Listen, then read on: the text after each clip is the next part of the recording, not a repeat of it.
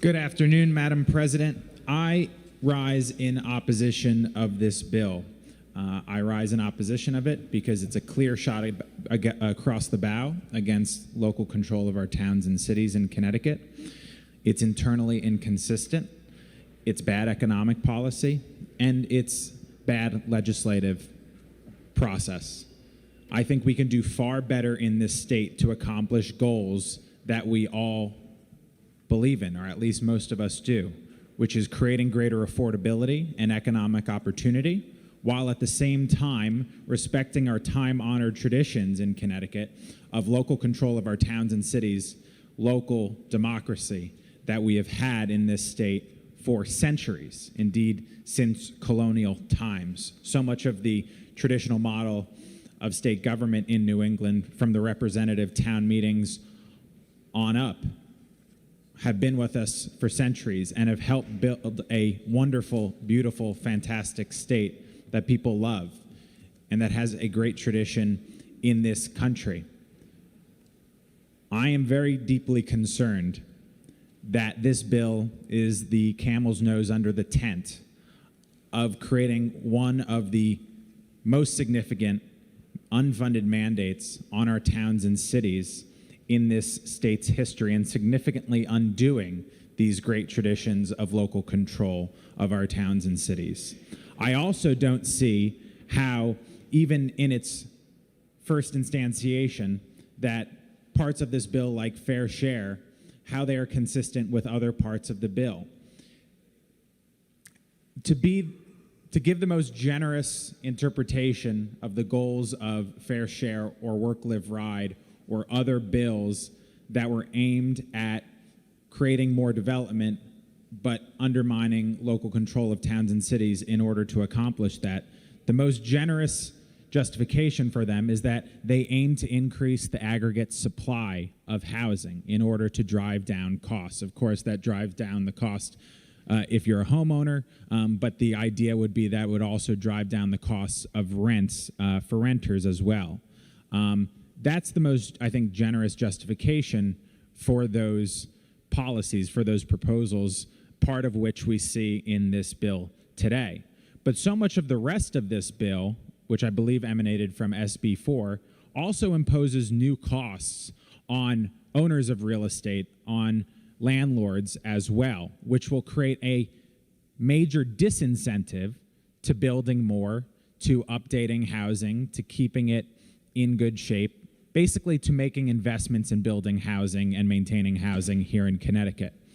So internally, this entire bill I find to be clearly inconsistent. The two parts that are melded together, the rental regulations, the landlord regulations, with the fair share first step, as we should call it. Some have called fair share, which again, will be begun under this bill. The bureaucracy begins to be set up. The calculations get done in order to set up the mandates down the road, which is obviously the intention. It basically is a successor in some ways of the 830G law that's been on the books for roughly 30 years. 830G, for those not familiar with it, is a housing mandate that was passed, I believe, in 1991, so a little over 30 years ago, which said that in order to create more housing, in order to create more affordability and opportunity in Connecticut, we're going to undercut some of the local planning and zoning regulations under certain circumstances. Basically, if you have a development where 30% are deed-restricted housing under a certain income or rental limit, that you can go around all of the local planning and zoning regulations. Obviously, it undermined local jurisdiction over planning and zoning, but it did so under the pretext that it would help us create more affordability and more economic opportunity for those who need it.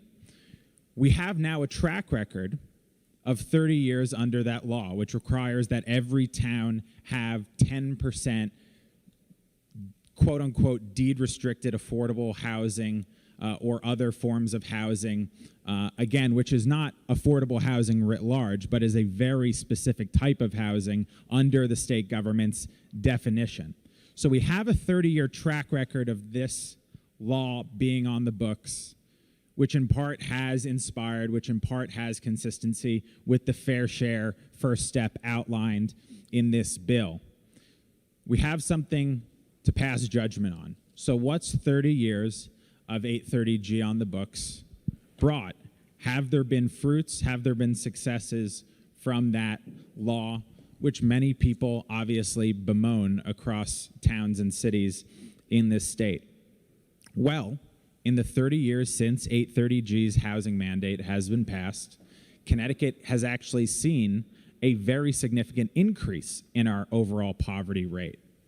While this law has been on the books the entire time, we have seen a much higher poverty rate increase than states in our region and then states all across the country, from around 8% in the late 1980s before 830G was implemented into law to north of 12% or around 12% today.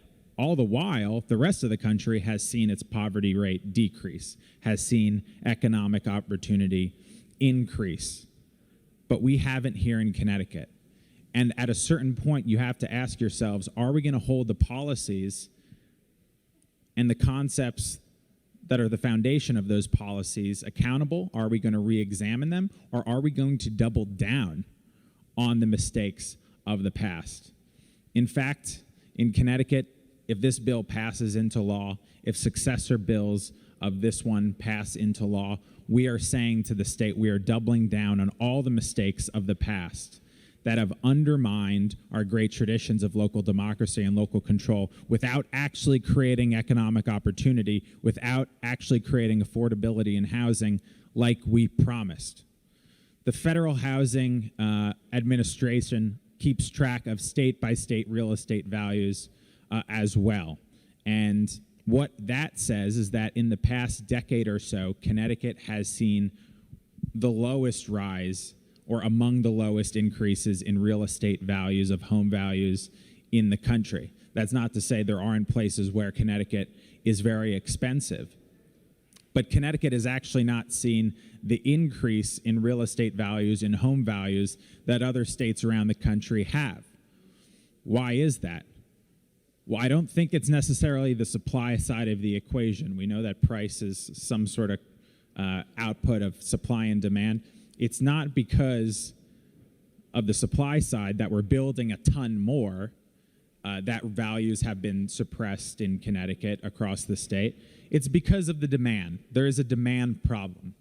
And that's one of the most glaring aspects of this debate, which is often missing and which is often ignored by significant proposals like this, that we have failed to create more demand in our state, that we have failed to increase incomes, that we have failed to create jobs.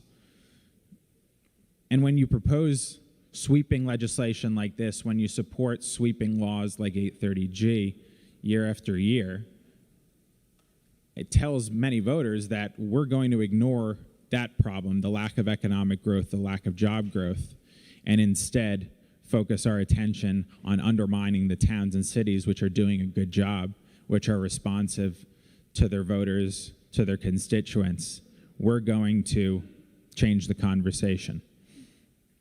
Connecticut has not created any net new jobs since 1999. The county where we've seen the most population growth over the last 10 years, the only county where we've seen population growth is Fairfield County, which actually has the highest home values, the highest real estate values of any region in our state. So again, all these underlying economic facts are suggesting to us that the problem in this state, the problem of opportunity in this state, is a lack of job creation, is a lack of investment, is a lack of economic growth. It's not that the state doesn't have enough power over our municipalities. It's not that we have an obvious supply side problem in the housing sector. But none of this is to suggest that we don't need smart policies that help create more housing, that help improve the sector all across the state. There have been countless bills in recent years introduced in this legislature.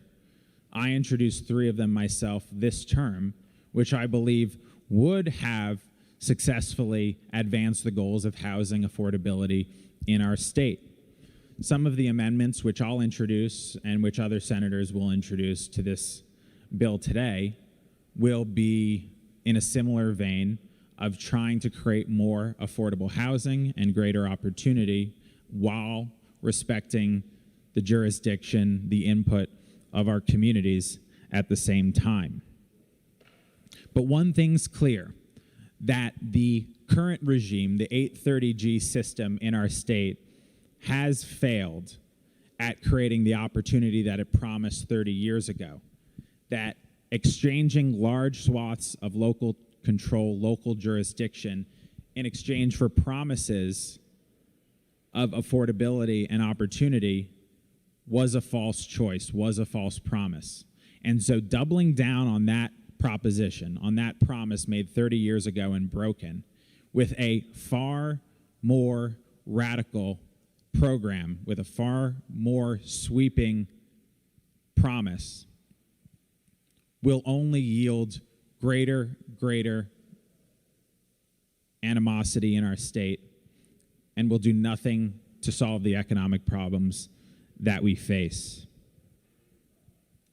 I just want to give a few examples of where there's inconsistency in the current law with what our goals should be for housing.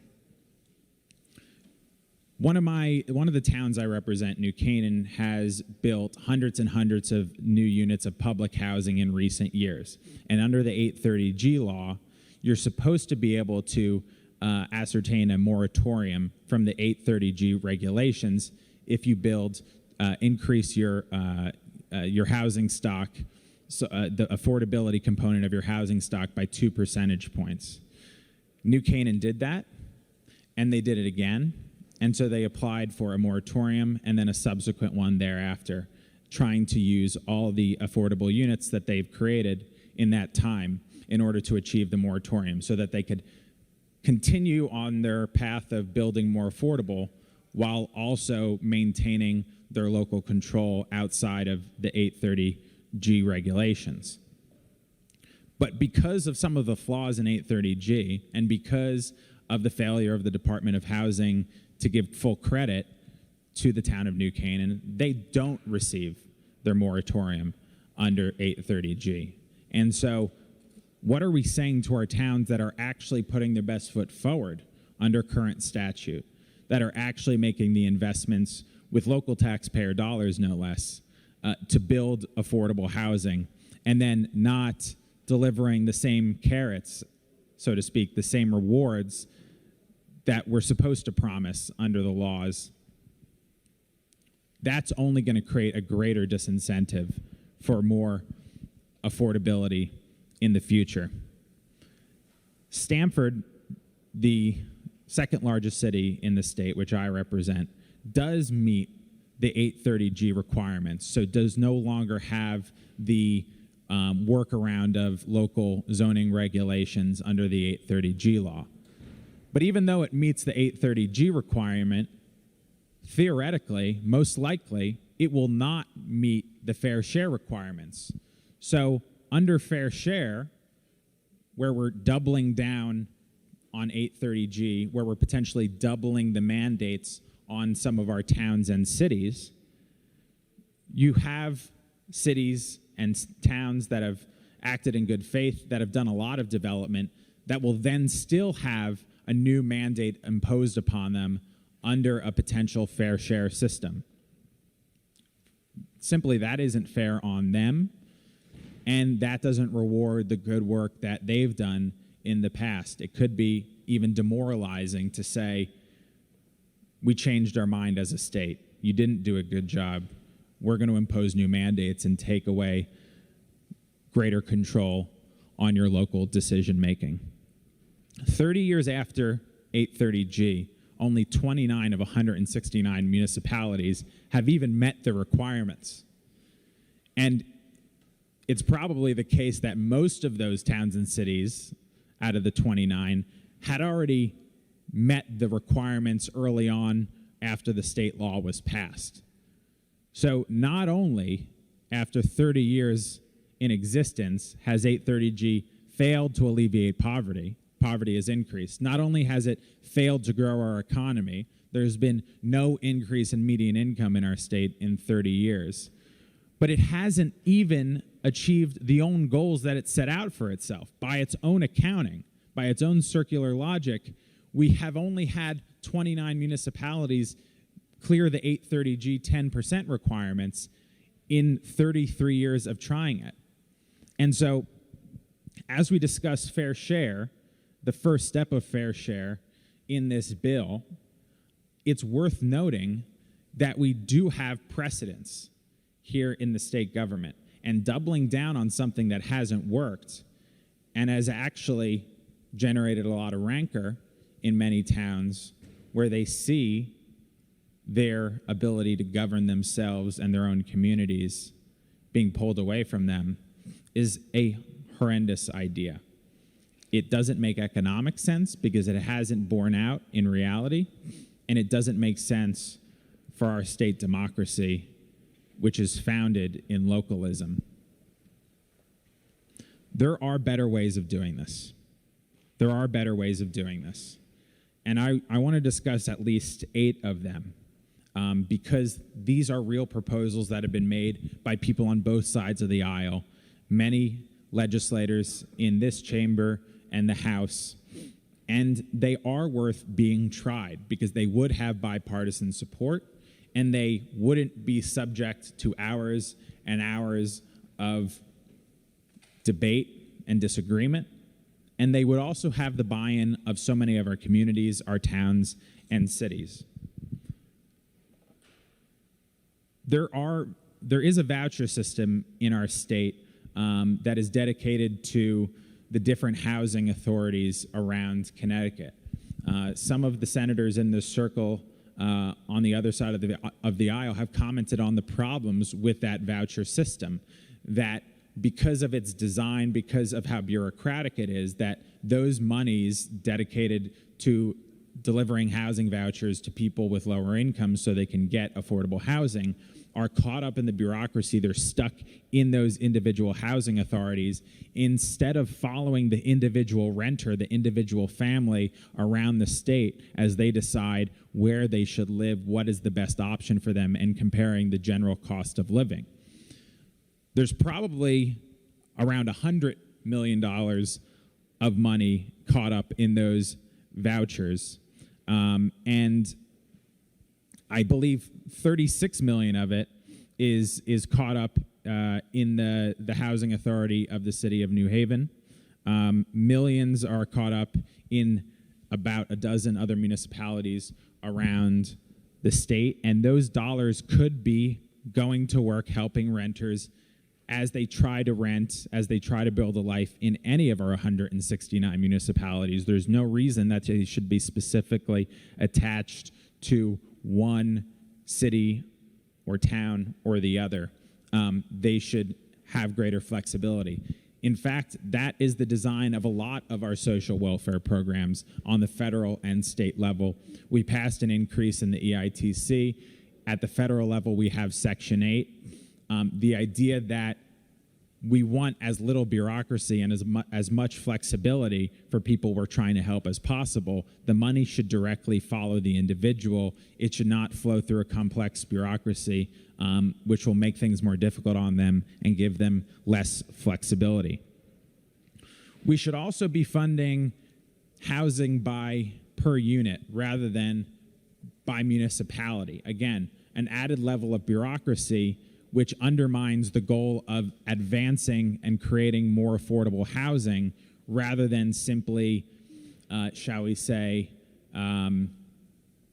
trying to achieve different goals in different individual jurisdictions. So the state should have a more systematized and formulaic way of subsidizing the creation of affordable housing rather than giving differential treatment, differential subsidies from one town or city to another. Basically, what you're saying is that if you are subsidizing affordable housing development at different rates across different cities and towns, what you're saying is that it's not necessarily the fact that we're creating affordable housing that matters. It matters more that we're doing it in the select towns and cities that we think it should be in. Again, I do not believe that's consistent with the underlying goals. The calculation of what is deemed affordable under 830G, under state law as is itself extraordinarily convoluted. It doesn't make sense. Either you have to be deed restricted in order to be deemed an affordable unit under 830G, or you need to be public housing, or you need to have some sort of government subsidy for the housing. But there are doubtlessly tens of thousands of housing units in our state that are actually affordable, and perhaps more affordable than a lot of those units that fit the definition, which aren't counted as affordable under our very state law. Naturally occurring affordable housing does not count as affordable under our state law, even though it is just that. Why shouldn't our state law reflect the economic reality that people face?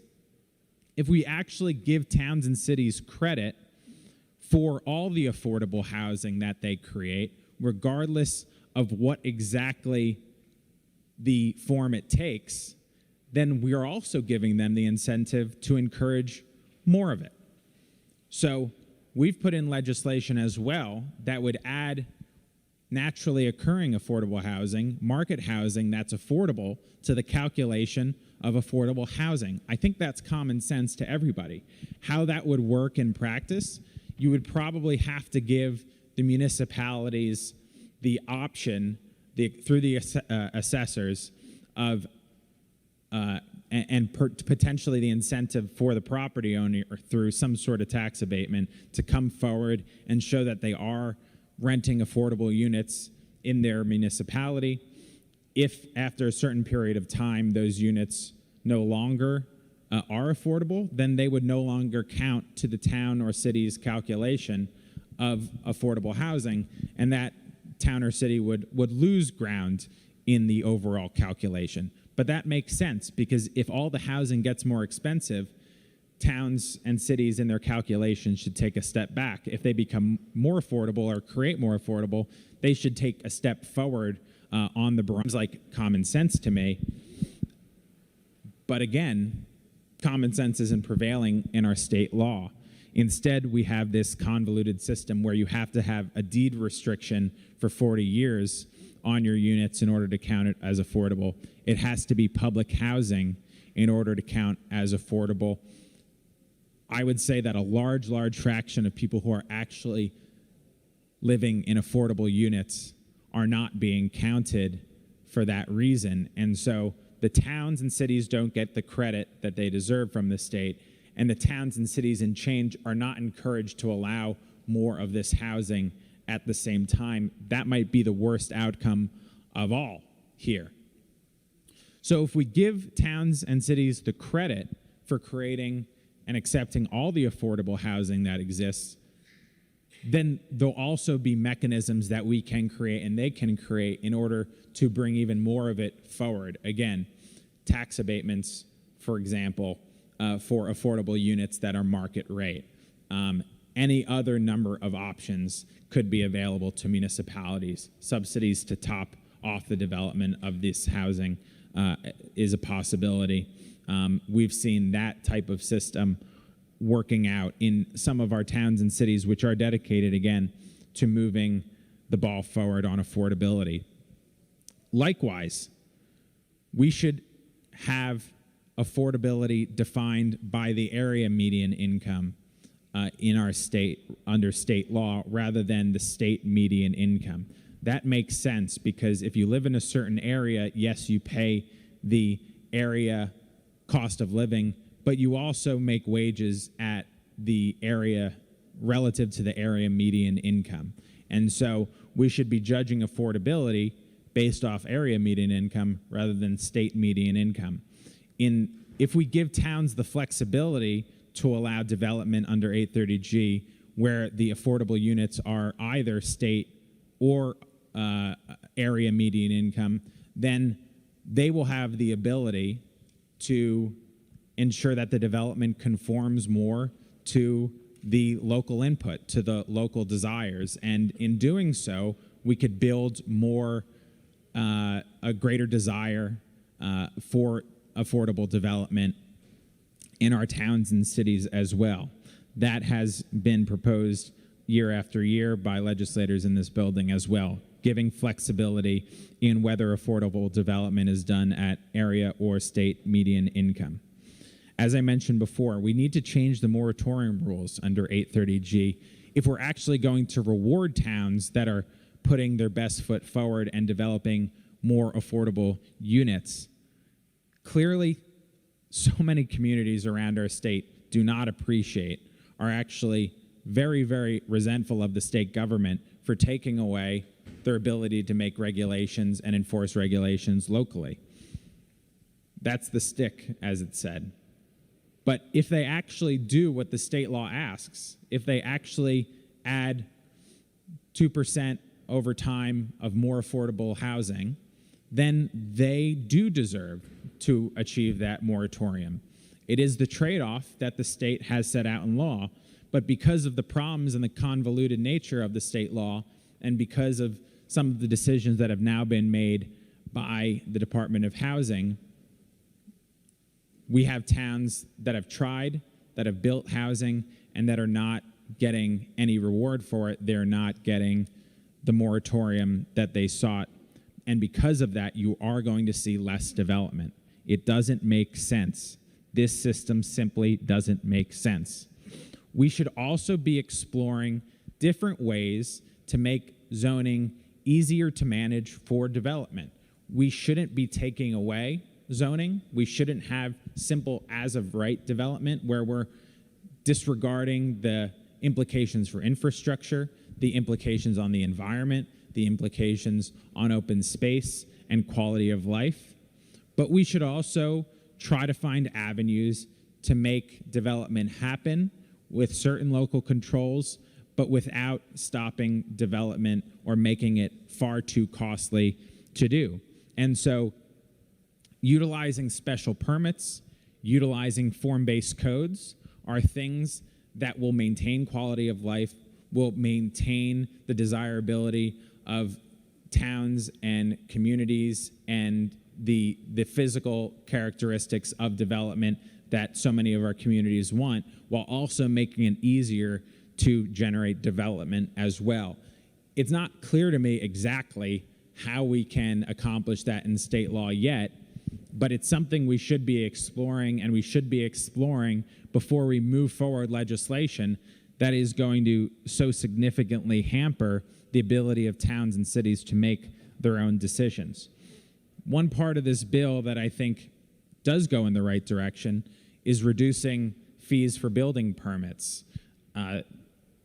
Listen, if a developer is meeting the requirements set out by planning and zoning, if they're meeting health and safety regulations, they shouldn't have to pay that much more on top of it in order to actually generate housing. And so having that conversation about reducing those fees, reducing the taxes and costs that the government is imposing on development that fits into the model of what we want to see, of what communities want to see, is a reasonable proposition as well. In the 850-page budget we voted on yesterday, the governor's housing bill was also inserted in there. It's rather unfortunate because, again, apropos of the legislative process with this bill, I think things are best examined and the best legislation is passed when we have a full airing, when we have a full debate, when individual policy gets its own debate and passes in a standalone manner. And so it would have been good to spend hours talking about the governor's housing proposal as well. I believe it was originally SB 985. It was passed in the budget implementer, and there is good and bad about it. And I submitted my comments to the governor's administration about what it would take for me to be in full support of the bill. But it is innovative, and it is worth actually trying and seeing how it succeeds before we advance other wrong-headed legislation that doesn't seem to be supported by the evidence that is necessary to embark on such a major reform. The governor's housing bill does a few things. First of all, it deputizes the Municipal Redevelopment Authority in the state government to look after housing growth zones and to subsidize those housing growth zones through funding from the state to support municipalities and the infrastructure needs that they might have to create more development in those housing growth zones. But it's completely the option of the town or city to engage in this program. And so basically the town or city would outline a particular zone within their city limits, and they would present a plan to MRTA that actually ensures that there will be development in those in that housing growth zone. There are guidelines that the new law will set out, that it be as of right development, but it doesn't have to be, which I think is a very important distinction. I would have preferred that the state law say it could be as of right, or special permits, or form-based codes, or something of the like. But again, it is not totally prescriptive that it be as of right development in that housing growth zone. It says that there still can be review by the Planning and Zoning Commission in those towns of development in the housing growth zone. In their original proposal, it was the Zoning Board of Appeals, which is a change I did ask for. There are limits on parking requirements that could be set. I think parking requirements from planning and zoning that's too high is detrimental, is not in the public interest, but also having no parking requirements can hurt mixed-use areas, can actually hurt quality of life. You know, if you think you have shops, small businesses in an area, and there's absolutely no parking that is dedicated specifically to the developments in the area, that can make it much more difficult on those businesses to generate revenue and to stay in good order, to continue to operate. And if that's the case, then the entire premise of the mixed-use zone, of the walkable housing district, is undermined, because you also are going to need the foot traffic, the business, the actual traffic to support those small businesses and to make that sort of denser development work as well. So I'm confident that there are alternatives. If this was a binary choice, if this was totally up or down, this is the only way to do this, then I would have much less to say today, and I would have much less protest of initiatives like this. But there are better ways. There are ample better ways. There are so many that I cannot fully outline them in this debate, and I couldn't even design enough amendments that were exhaustive of the better policies that we could undertake in order to create housing while also respecting local jurisdiction. But we shouldn't be doubling down on policies and concepts which haven't worked in the past, like 830G. We certainly shouldn't be turbocharging policies that have failed in the past, like 830G, and that's exactly what Fair Share would do. Under this bill, which in its first instantiation, which passed the Senate, I believe, a couple weeks ago, was actually a very minor and positive bipartisan piece of legislation. It was actually dedicated to creating and preserving more open space and green space and specifically allowed municipalities the ability to abate property taxes on conservation easements on private property. So if you have a recreational trail that runs through private property, the municipality, in order to support that open space, would be able to abate the property taxes on the property owner in order to preserve it as a precondition. That was something that our colleagues on the Planning and Development Committee, myself, Representative Kavros-DeGraw, Representative Zullo, and the good Senator Rahman, all worked out in a bipartisan manner. And I actually think it was the best piece of legislation that came out of the Planning and Development Committee. It got a public hearing. We had a bipartisan negotiation. We made a minor fix to change it from a mandate to an option, which an option, by the way, that I think most municipalities will actually or would actually avail themselves of. But then, after passing the Senate, this bill, which was a good bill and a narrow bill and one that had been had received the full hearing, the full legislative had gone through the full legislative process, the committee process on its own, was used as a vehicle to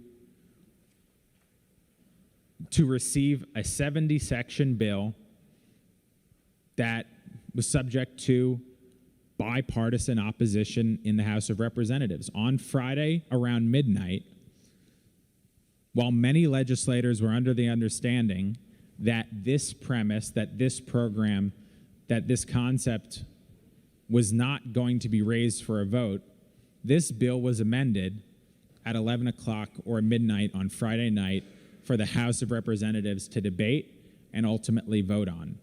It's a mishmash of different bills and different ideas and different policies. Again, not all of them being consistent with one another, some of them being in direct contradiction of one another, but that's not how our legislative process is supposed to work.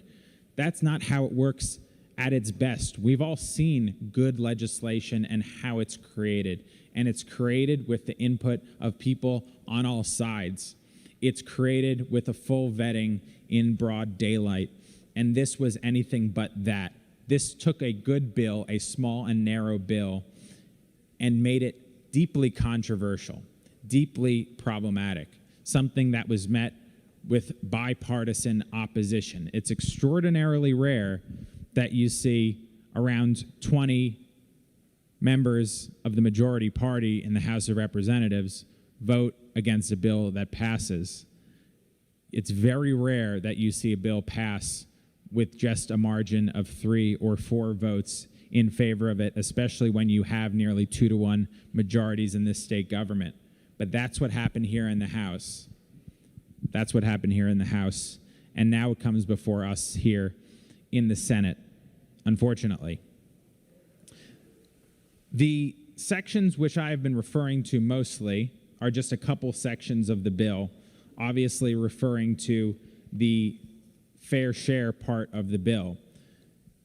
Section 515 creates an Office of Responsible Growth in the OPM in the state government, which essentially will set the administration, set the bureaucracy as we prepare to potentially implement a fair share law. It creates an Office of Responsible Growth within OPM that will be a successor agency to an office that was previously created by an executive order. They will be responsible for collecting, analyzing, and disseminating information related to this topic, coordinating state agency policy on the topic, for administering responsibilities of environmental policy under this new state law, coordinating matters related to land and water resources and infrastructure improvements. They'll be responsible for coordinating state planning regions and municipalities on matters of development under this new law. They will have staff support from the executive branch of the state government to carry out these operations and any other duties that are deemed appropriate by the OPM secretary. We are very clearly creating an administration here, a bureaucracy within the state government to implement an eventual fair share program, a new mandate in our state, which brings us to Section 516, which is the section of the bill that actually sets out what fair share would look like. And that's subject to any number of problems from my reading. I think the first and most obvious problem, probably one of the greatest flaws in the actual accounting of fair share under this bill, is how it defines an affordable housing unit. An affordable housing unit is essentially only a deed-restricted unit of housing. And we just talked about the flaws in how 830G accounts for what is affordable housing in Connecticut. Well, under fair share, while the mandate could potentially double on our towns and cities, the definition of what is affordable is actually severely narrowed. Before, we talked about having state support or having public housing, that would count as being affordable. Well, my reading of fair share from lines 712 to 715 is that it would require a restriction on the price that a dwelling unit is sold or rented at. And so this is actually significantly narrowing what qualifies as affordable. At the same time, we could see the initial hints of what could be imposed on lines 800 and 801, that no municipal fair share allocation determined pursuant to subparagraph A of this subdivision shall exceed 20% of the occupied dwelling units in such municipality. The first fair share bill that was introduced in the Housing Committee had a maximum mandate of 20% fair share housing mandate under the proposed legislation. This fair share first step, as I call it, would retain that maximum, indicating that the mandate could double potentially for towns and cities under this law, while at the same time we actually narrow what qualifies as affordable under the state law. That's not fair to anybody.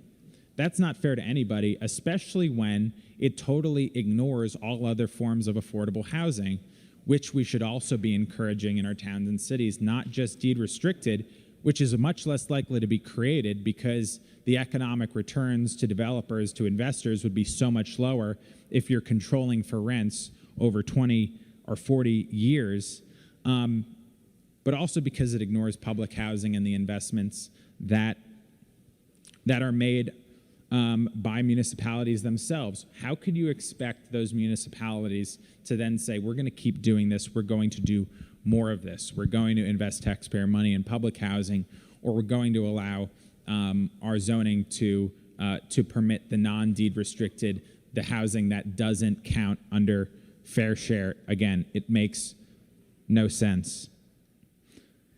Median income is defined under fair share as state median income, even though, as we discussed earlier, that is not a good reflection on the economic realities of different regions in our state. Some parts of the state have higher costs of living, some have lower, but there's also a correlation between the wages in those regions and the cost of living. So the definition of median income should logically be aligned with the area in which that definition is being imposed. Again, these things are common sense. I think that any person watching, whether they've had experience in policymaking or not, would understand these distinctions and the need to make them. It also doesn't make sense to me the need to have the OPM, when they're making these allocations of the fair share mandate on different towns and cities, why they should be looking at planning regions and then municipalities. They should be choosing one or the other. It's absolutely correct that that we should be looking at things regionally. Why, when towns can be, or cities can be very big and one town can border another, and it could take far longer to get across one town than it can be to go from one town to another in given neighborhoods. Why should we be looking at things necessarily on a town-by-town basis?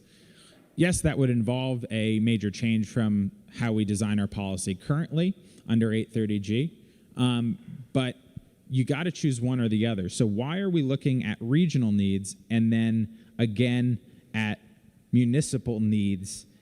It seems like it's duplicative. It doesn't, again, make coherent internal sense, which is a common shortcoming of this legislation.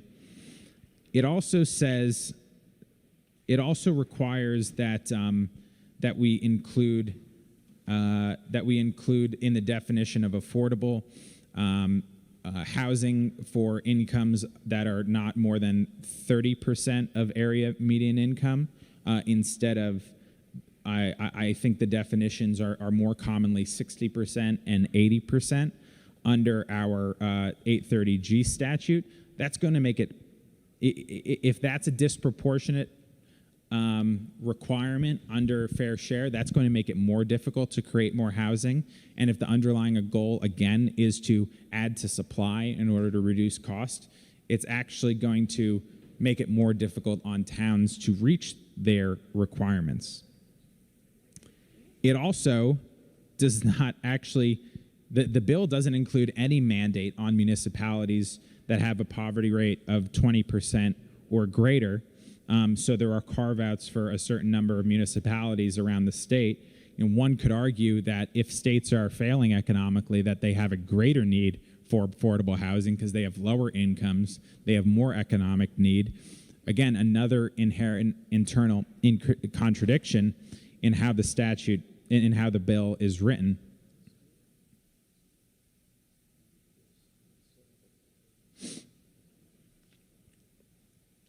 There are several different requirements on the OPM in defining what a fair share mandate should be for a town or city, and among them are how high the median income of that community is, what percentage is below poverty in that community, what percentage lives in multifamily housing, and the dollar amount, essentially the grand list, the total value of the real property. Well, three of those things are highly, highly correlated with one another. The grand list, the median income of the community, the percentage living in poverty.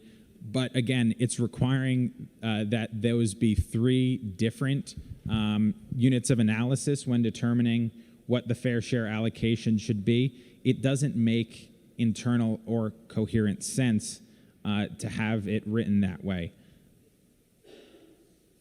So, again, this is part of the problem when we amend a bill at midnight in the State House 3 days before the end of session that never had the broad support or the benefit of a full hearing itself, and we try to pass it in the dead of night after hours of debate on a Saturday morning, and then again here today on the very final day of session. These are the exact types of things that need to be worked out in the committee process in negotiation. There needs to be a sensible approach. The details need to work out. The devil very much is in the details in policy making. And so not having these things fully considered is going to be a problem if it eventually passes into law, which I fear it will. And it certainly will be a problem if the original intention of the proponents is realized, which the mandate is actually calculated and then is passed into law in subsequent years. There are towns and cities across our state that have stricter zoning, that have more liberal zoning. There are actually towns in our state that have no zoning at all. Bethlehem and Eastford, they have no zoning. They don't limit development at all, under the premise of the proponents of this bill, of the proponents of Work, Live, Ride, and other attempts to take away local control from our towns and cities over policy and development in particular, you would expect that those towns in particular would be booming. We have towns with very lax zoning in this state that have seen no building permits submitted for many, many years.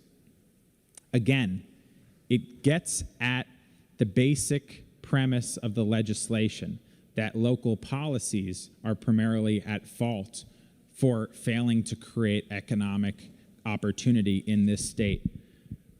I think that the history in recent years of Connecticut, of the last generation, is replete with examples of how the primary culprit for limiting economic opportunity, for increasing poverty in this state, lies at the feet of the state government, with all its taxes, with all its regulations on small business, more and more passed year after year. And so when you actually look at different regions of the state and how their local policies, from planning and zoning and beyond, how they differ from one another, there isn't a clear correlation between which areas are growing and which are not. If that was the case, if the basic premise of the proponents was true, that local policies, that bad zoning policies on the local level was responsible for the lack of economic growth and opportunity in our state, then what you would see is that places like Eastford and Bethlehem and other towns in northwest and northeast Connecticut and eastern Connecticut would be booming in population, and the places which are normally the bête noire of the proponents of legislation like this, like in Lower Fairfield County, would be shrinking.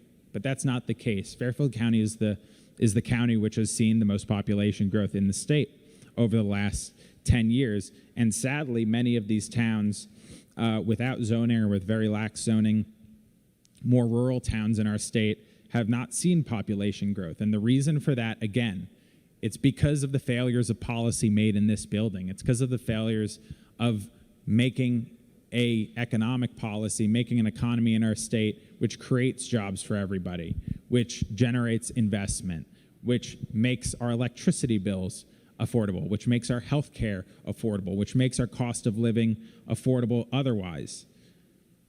So to lay blame at the feet of our local communities, of our local leadership, when the fault is not theirs, but is our own as a state government, I think is extraordinarily audacious. And this legislation follows from that bad logic, that we need to take away more power from them and vest more of it in this state. It hasn't worked before, and it's not going to work again.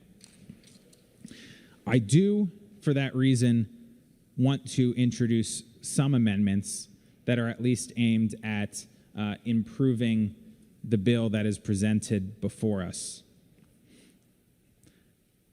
There is, towards the end of the bill, a majority leader working group. Most of the task forces we pass in this building have two representatives from the majority party in each house, one representative from the minority party in each house, and sometimes have representatives of the ranking member, meaning the leading minority member, and the chairman of each committee. This one would not include appointments from the minority leader in the House or the Senate under the working group that is responsible for trying to design more of our state housing policy. I think that is bad form. I think that this is something we could better do in a more bipartisan manner, especially given the divisiveness of the issue. And so for that reason, Madam President, the clerk has an amendment, which is LCO number 9950. Will the clerk please call that amendment? Mr. Clerk. LCO number 9950, Senate Amendment B. Senator Fazio. Madam President, I move the adoption of the amendment and move to waive the reading. I would like to seek leave of the chamber to summarize. And the question is on adoption. Please do proceed to summarize, sir. Well, I mostly did summarize, but this would replace the majority leader working group that is meant to design housing policies going forward for the state to a standard working group with reasonable representation from both the majority and the minority while still retaining more appointments for the majority party. I urge adoption and would ask that when the vote is taken, it be done by roll call. Thank you. We will have a roll call vote. Will you remark further on the amendment before the chamber? Senator Moore. Thank you, Madam President. Madam President, I would urge my colleagues not to accept this and to vote no. Thank you. Thank you. Will you remark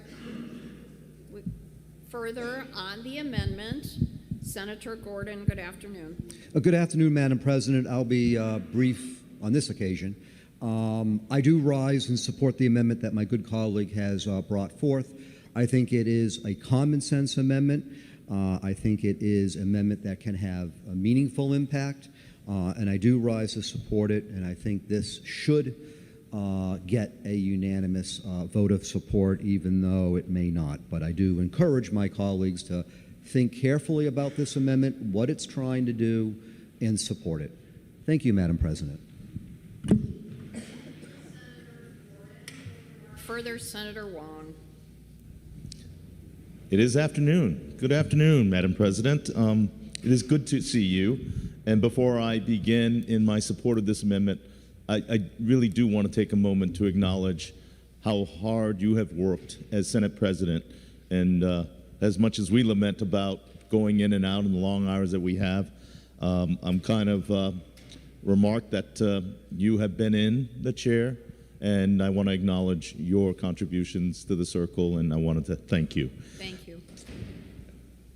As I begin this process, and I'll speak on the amendment, I think the opportunity to create an objective working group. We all want to get to the same solutions. The challenge is how we get there. And the majority leader has been a tremendous advocate and passionate, dare I say, in regards to trying to find solutions. But he himself has proposed components into this amalgamated bill. And my hope is, in support of this amendment, that we can craft a working group that is objective and can create an opportunity where people feel as though there's an opportunity for an interchange of ideas and an opportunity to craft a better plan. So I want to thank the proponent of this amendment. Through you, Madam President, could I have a question to the proponent of the amendment? Absolutely. Prepare yourself, Senator Fazio. Thank you, Madam President.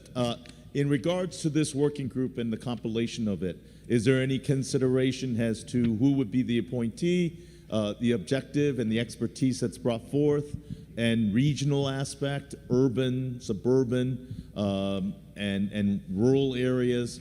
Through you, Madam President, has the proponent of this bill given any consideration to the composition of this objective working group versus the pre-offered formula of the majority leaders working group? Through you, Madam President. Senator Fazio. Thank you for the question to the good senator. Madam President, this is a more standard form task force that would have representatives that are appointed by the majority leader of the House, the Speaker of the House, the President of the Senate, the minority leaders of both chambers, but it would also designate that they appoint members from different groups that represent different interests and different points of view on the topic. For instance, the Speaker of the House would represent someone who would appoint someone who is an expert in public housing. The President of the Senate would represent someone from the regional councils of government. The minority leader of the House would appoint someone who is a member of the CT 169 Strong advocacy organization, who is expert in this topic as well, and so on. You would have members of the Department of Transportation, either designate someone or be on the task force, the Commissioner of Housing, of Department of Economic Cooperation and Development, and so on. So there are going to be different points of view and different interests regionally that would be represented on this task force, which is why I proposed the amendment. I think it represents an improvement in that sense. Thank you, Senator Wong. Thank you, Madam President. I appreciate the proponent's answer, and it reflects a broader and more diverse and maybe differing viewpoints that could offer context and ideas that craft a plan that is better, a potential of a compromise that befits the successful implementation of the goal that we all strive to. So I want to thank the proponent for this amendment, and I urge support. Thank you, Madam President. Thank you. Will you remark further? Good afternoon, Senator Martin. Thank you, Madam President. Madam President, I rise to support the amendment, but before I say a few words, I'd like to have a couple of questions regarding the makeup of this board. Through you, Madam President. Please proceed. Thank you. Madam President, could the proponent of the amendment tell me what the major difference is between those members of this, the members of this amendment versus the ones that are being proposed under the bill itself? Through you. Senator Fazio. Thank you, Madam President, and thanks to the good senator for the question. Under the underlying legislation, as amended, it would include what is called a Majority Leaders Working Group, and it would have 3 representatives of the House Majority Leader. It would have the ranking and the chairs of the relative committees of cognizance, but it would have no appointees of the members of the minority, and it would not include as diverse a range of viewpoints in the appointees as this proposed amendment would, including members who are experts in public housing, but also members who are representative of the CT 169 Strong group, which has been a strong advocate for local control. This would have a representative of CCM on it. This would have a representative of the Connecticut Council of Small Towns on it. So ours is more prescriptive. The amendment is more prescriptive than the underlying legislation, which gives more discretion to a single person in our state government rather than prescribing a more diverse range of viewpoints, which our amendment does. Thank you, Senator Martin. Thank you, Madam President. Madam President, through you.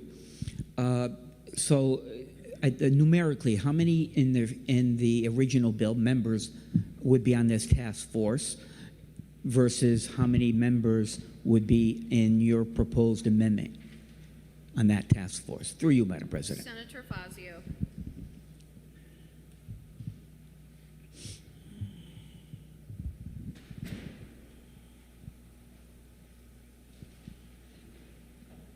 Pardon me while I look for that answer, the numerical answer for 1 minute. We'll stand at ease until you're ready, Senator.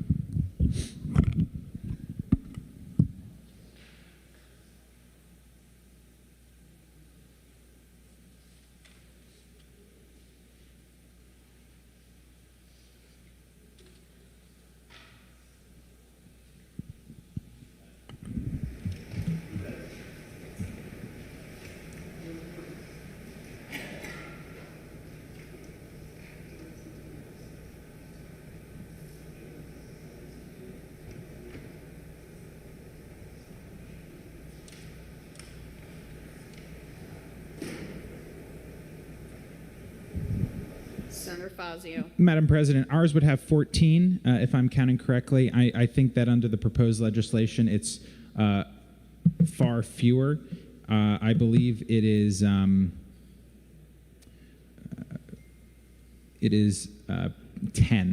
I think it's 3 from each majority leader, and it's members of it's the chairs and the rankings of the 2 committees of cognizance. I could be wrong about the latter, but I think it's 14 versus 10. Senator Martin. Thank you, Madam President. And Madam President, through you, why do you think that under the original bill that there were no stakeholders identified? Through you, Madam President. Senator Fazio. I think if there is only a couple people who are able to appoint members of this roundtable, it's more likely to come to a certain outcome that's representative of the points of view of the people appointing them. I think the benefit of this amended bill is we still want a task force. It's still going to have more majority representation, but it is not as likely to lead to a predetermined outcome and conclusion. It's going to represent a diverse range of views, and so that's part of the reason we proposed the amendment. Thank you, Senator Martin. Thank you, and through you, Madam President, what's so wrong with it being predetermined? Don't you think that affordable housing is needed in the state? Through you, Madam President.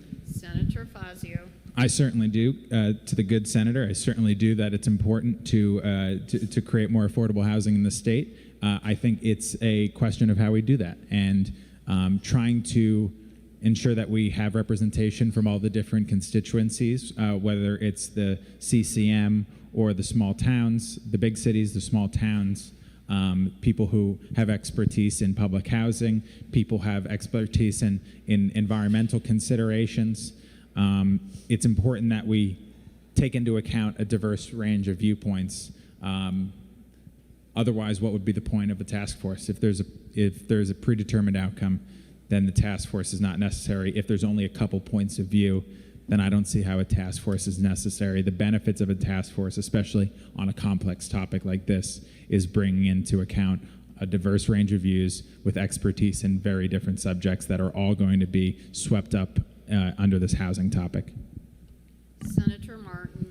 Thank you, Madam President. Madam President, through you, under your amendment, I see various organizations, and I did a good job at identifying those that would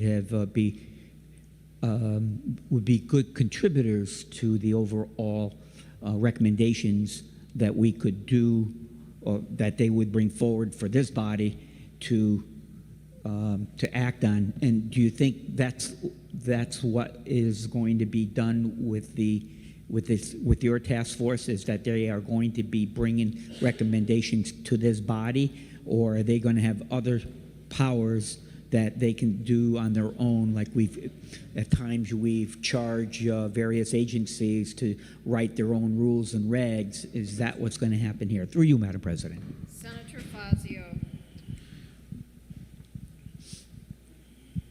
There is definitely a concern that under the language of the bill as it is, that there isn't going to be a broad enough range of viewpoints. And so it's the same thing as vesting too narrowly power in our state government, that it's going to lead to a given outcome, but without considering all the potential trade-offs and consequences. This one will have someone who's an expert in planning and zoning, someone who's an expert in commerce and business, and representative of a regional chamber of commerce. It's such a complicated topic. It's an industry that encompasses such a large portion of our entire economy, and it touches so many different things and interests and costs and benefits. And so again, I think appointing this roundtable group so narrowly is potentially going to lead to problems. And having a more traditional task force, this, I think for the viewers is more representative of the type of task force that we pass, that it has appointees of many different people, and those appointees are representative of a lot of different interests and viewpoints and experiences than it would be the case if you're having 3 appointees of each majority leader and only 4 other legislators on the body. Thank you, Senator Martin. Yeah, I'm a firm believer in having a diverse group of individuals on a task force, or even sometimes when it's not part of this legislative body. But when you come up with perhaps, I enjoy bouncing information off of people, and sometimes it's for my own personal use or for my business.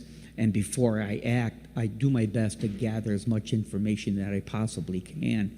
from an array of people. Sometimes it's a banker, sometimes it's a someone that I may know who is on a board of directors of a nonprofit, or I may know someone who is on the Chamber of Commerce, or someone that's in the trade itself, or it could be a real estate broker. I do that all the time regarding, what do you think about this? What do you think about that?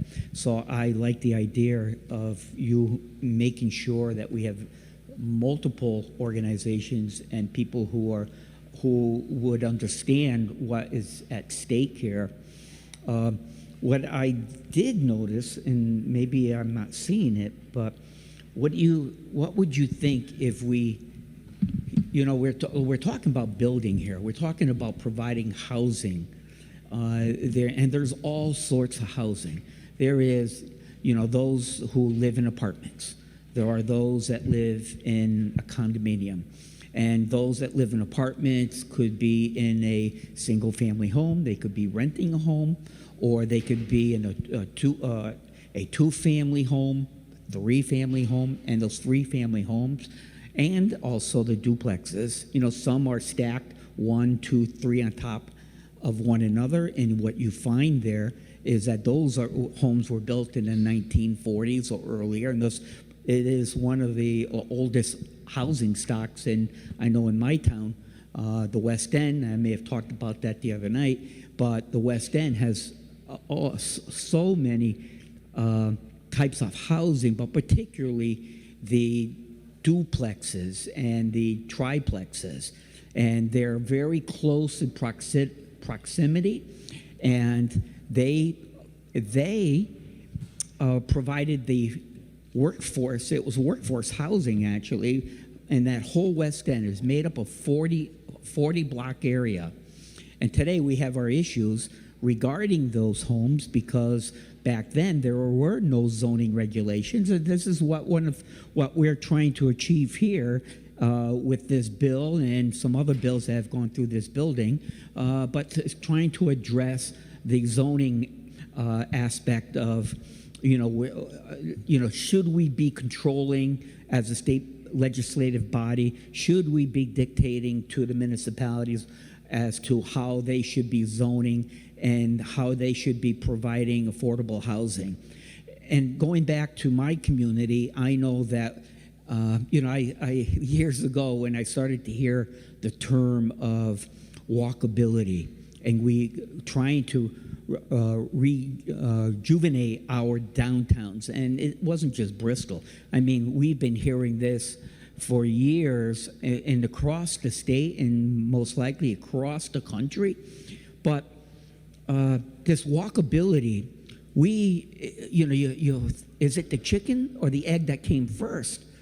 And I have to say that in Bristol, we had manufacturers, we had inventors that created products, and out of that, we became a manufacturing hub for this area, for the Bristol region.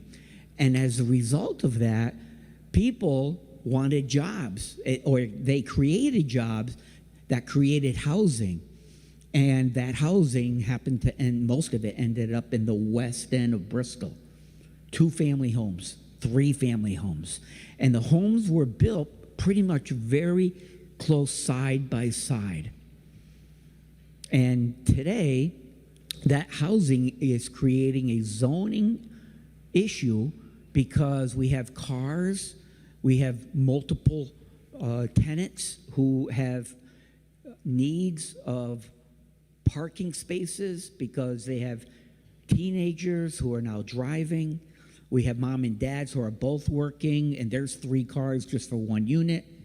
And then if you have a second floor or side-by-side unit, you need parking, perhaps another additional car there. And our zoning regs, most communities are trying to work their way through that within their communities, and they have public hearings where they are going to be addressing parking in a certain section of our regulations. And specifically, and usually it's because there's a problem, and it's becoming blight. And we just talked about blight the other day.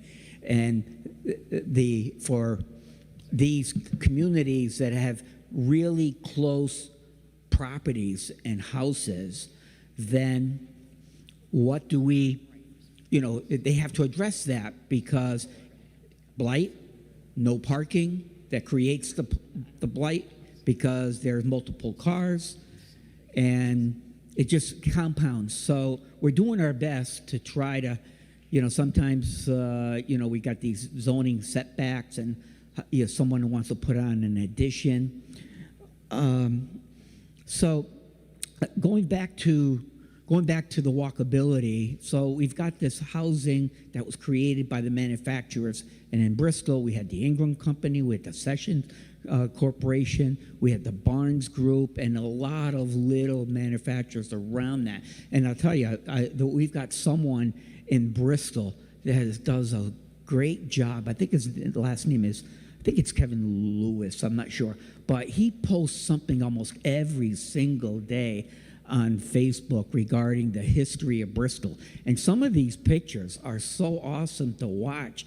There's a picture of the Page Mansion. There are pictures of the Barnes family, where their residence, and the Rockwell family. And we have a Rockwell Park where it's a pristine park for us, and that's where Muzzy Field is. And it's a jewel. Muzzy Field is a jewel, and I think I told you all the other night that Babe Ruth came to town and hit the very first home run out of that park. But I'll say this, this walkability, the manufacturers created the jobs that drew people into our Bristol community. I think we were, if you look at the history of Bristol and how we incrementally grew little by little, but all of a sudden, within years, we went from like 30,000 people to over 60,000 people.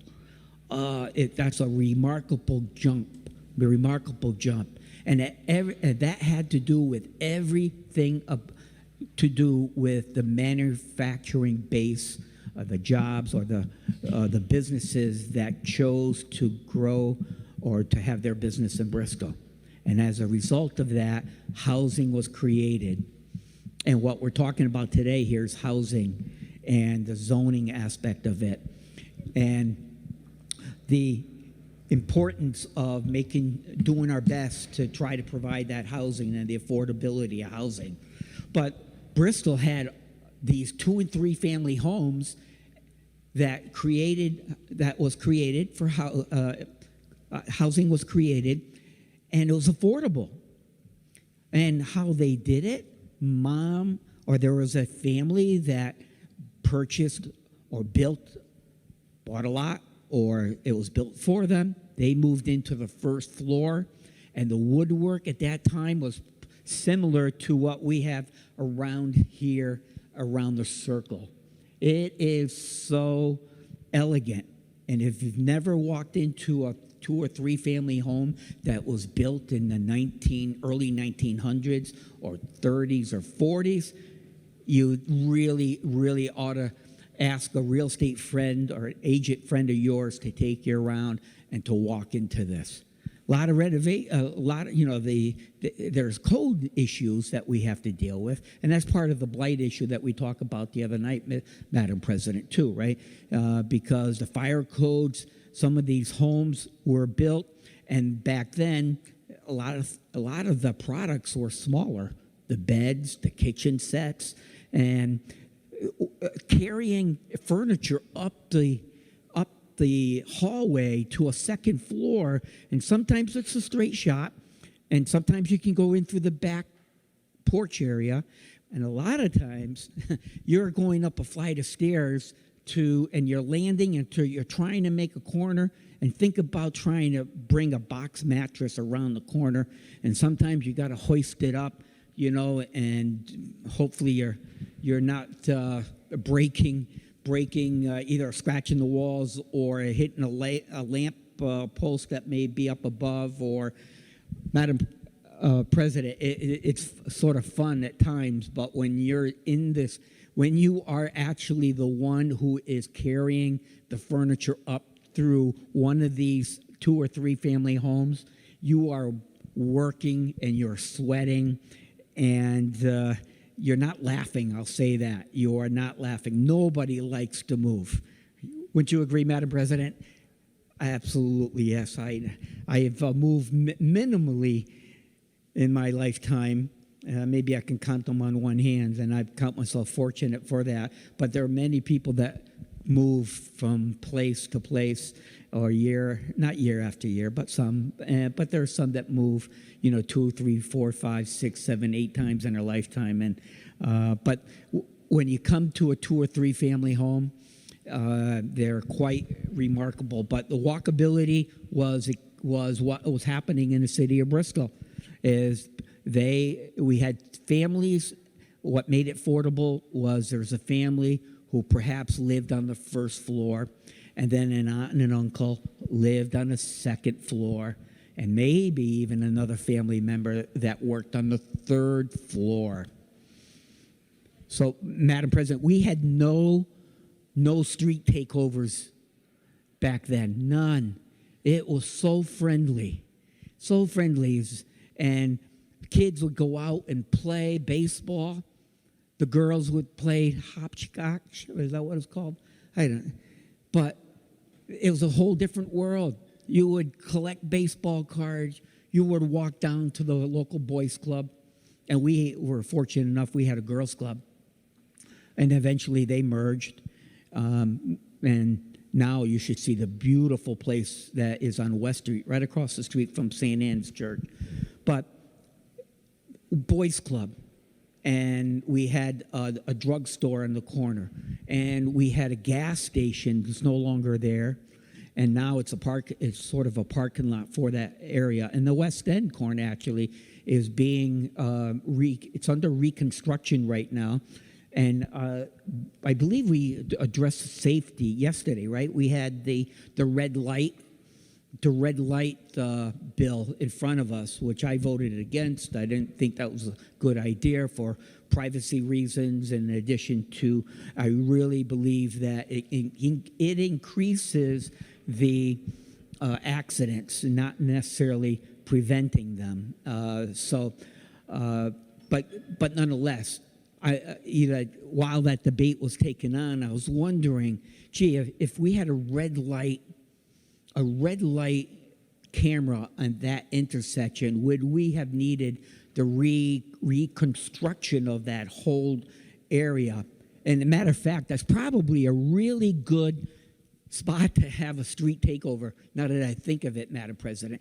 There's Park Street that comes into this intersection, that meets West Street, that eventually turns into Wolcott Road, and then there's South Street or School Street, and then Divinity Street. So it's 5 sort of different roads merging into this one area.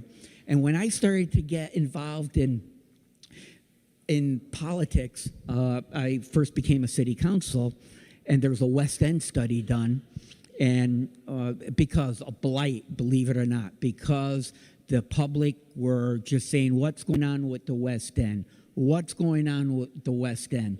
And what happened was we had a study.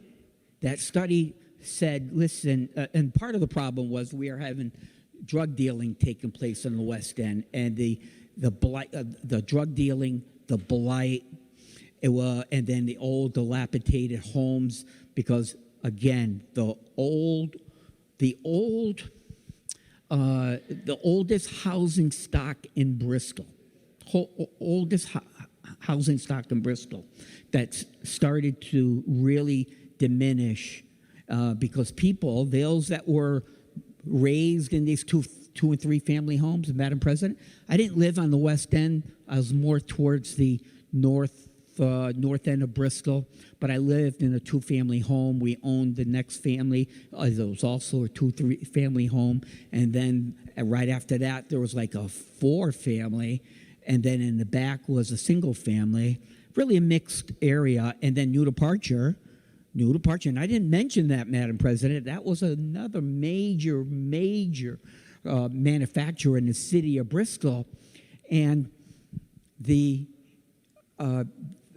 so I would walk to the West End. I'd be able to ride my bike, and McCabe Waters Little League was around the corner. But the West End, that was sort of a robust area, walkable, right? And then they'd go to walk to work, and then they'd come back home. But we had Martinelli's Deli, a market at that time. We had Biscayne's restaurant at that area. The Cobbler was around that area, or he still is.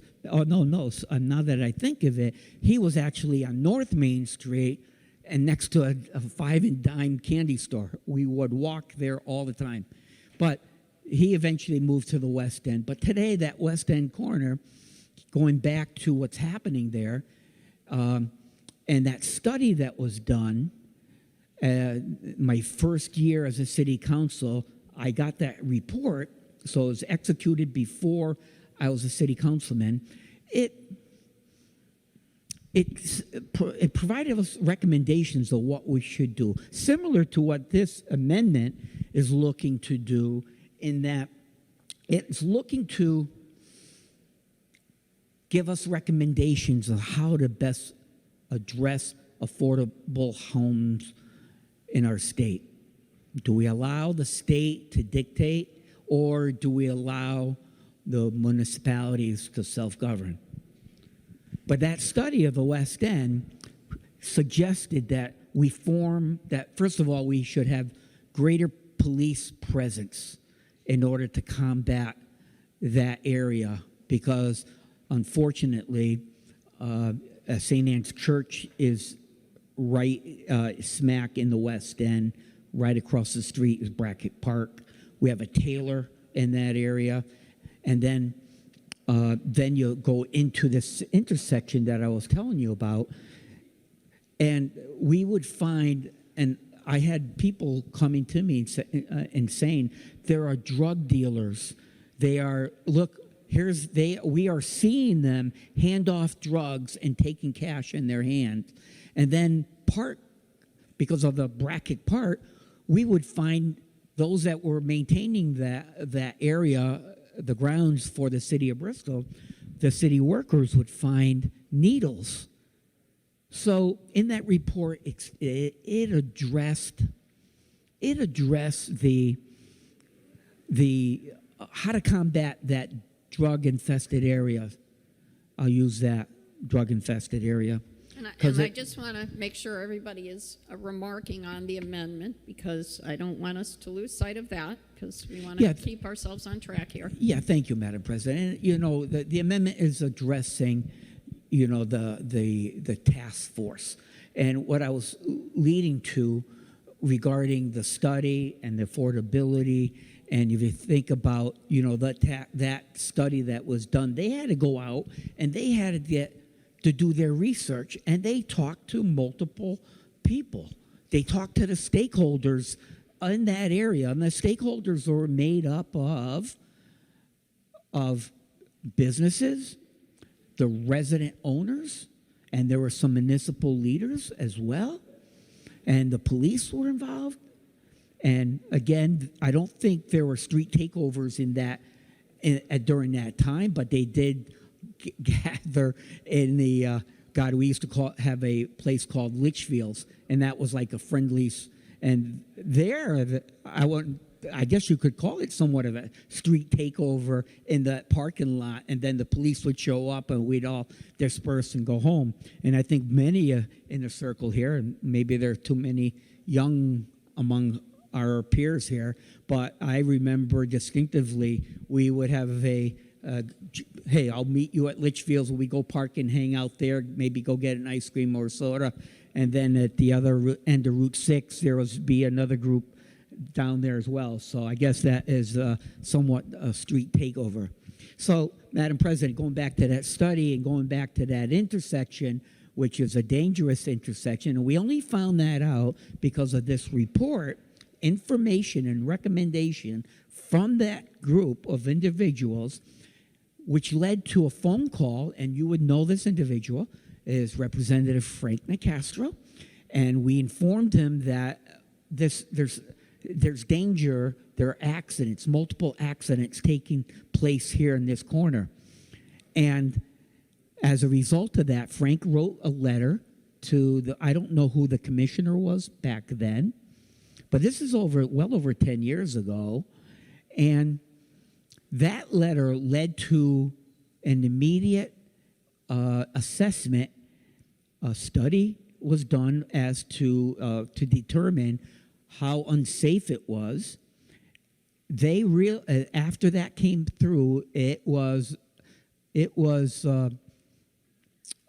determined it was a high not fatality, but the accidents that took place in that area were numerous, to so much so that it became a priority of the DOT, that because of that information, it rose to a level of it needed attention as soon as possible. And so we were off, and the project today, this is 10 years later, and I wondered, and it's under construction now, and I wonder gee, if you're not a priority project, then where are you on the pecking order, and how long does it take that project to come to go out to bid and to be constructed? But the point, Madam President, is, it's all interconnected. You think about it, the blight, the studies, the affordable housing, the businesses, the jobs, the zoning, no zoning back in the 1920s and 30s, but yet today we have zonings that are very different.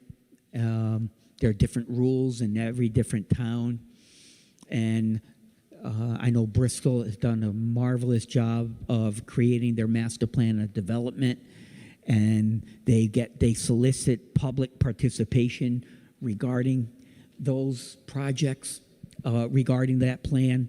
And then that leads to the zoning regulations, and those zoning regulations have public hearings. And through those public hearings, those that read the paper and want to participate are able to today. That information is on a website. So, Madam President, how important is it to get that public participation? I think extremely important. God bless you. Extremely important. And I'm a big advocate of getting the right people, talking to the right people in order to make the best decision possible. I'm not for allowing an individual or a select predetermined individuals to make selections that will steer the conversation or steer the outcome of that. I'm not for that, because I don't think you can end up with the right decision. I think it's very important that we get an array of individuals that will be able to put their heads together. And most of the people that we ask to join these groups, they're all volunteers. They want to help. They want to help their community. They want to help the state of Connecticut. They want to make it a better way. So, Madam President, through you, I have a question.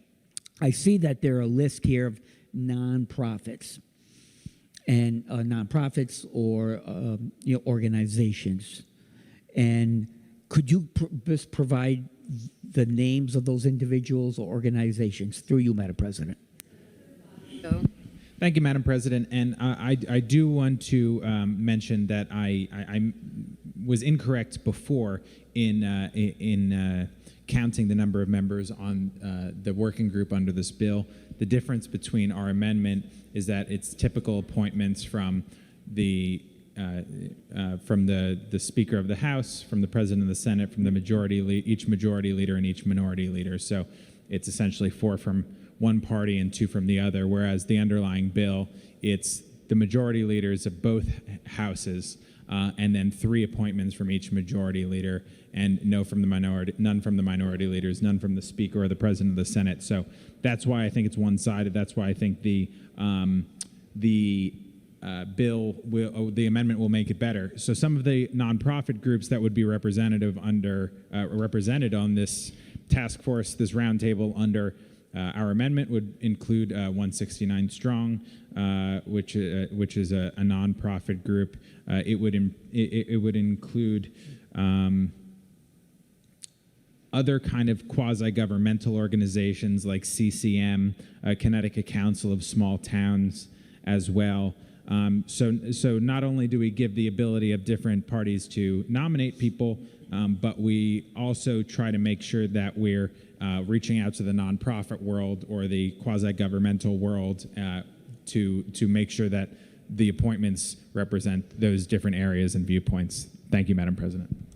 Thank you, Senator Martin. Thank you, Madam President. And Madam President, through you, does your list of individuals include a zoning member of some sort? Through you, Madam President. Senator Fazio.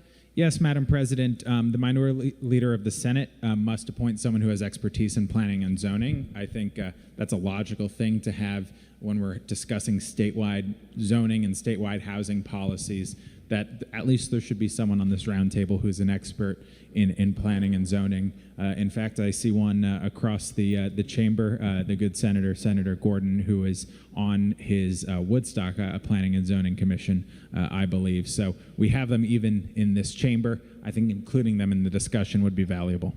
Senator Martin. Thank you, Madam President. Madam President, can you, through you, Madam President, will there be a member of the Wetlands Commission or the Wetlands Board? Through you, Madam President. Senator Fazio.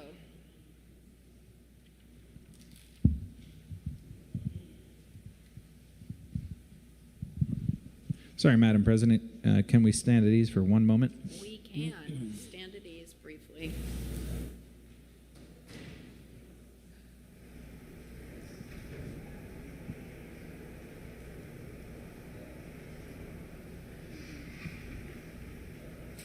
The answer is no. Madam President. Senator Fazio. The answer to the question is no. That said, it is important that we keep a close eye on the environmental implications, including on wetlands, when we're discussing statewide housing policy or statewide zoning policy, which I believe we are in this regard. And a lot of the concerns from members of the State House of Representatives were about the environmental implications of this type of housing plan for the entire state. So that might be a good idea for one of the appointments that are more open-ended, someone who does have expertise in wetlands or environmental concerns like that. That might have made this amendment better. But again, I don't see that in the underlying bill either. So I still do think this amendment makes the bill better. Yeah. Thank you, Senator Martin. Yes, thank you, Madam President. I totally agree. I believe that what you are proposing here it definitely makes this bill better. But there is a little flaw because of this environmental aspect of it. I'm just going to ask through you, Madam President, as more procedural. Can we amend this amendment on the floor through you to add a wetlands individual to the list? Through you, Madam President. I think you can certainly draw up another amendment, and it can be considered by itself, and we have 19 uncalled amendments, so you could add to that list, sir. That is a great idea, Madam President. Thank you. I wasn't sure. That's why I asked, because I know under Robert Rules of Orders, I think that we can do an amendment onto an amendment, but nonetheless. So, Madam President. Nonetheless. Madam President, through you, will a zoning board of appeal individual be on the task force? Through you, Madam President. Senator Fazio. No, someone who's an expertise in has expertise in local planning and zoning, someone who has expertise in regional planning, which is different, but no one who's specifically a zoning board of appeals member will. I do think there has been some conversation in this building about policy, whether we should shift more responsibilities to zoning boards of appeals versus planning and zoning commissions.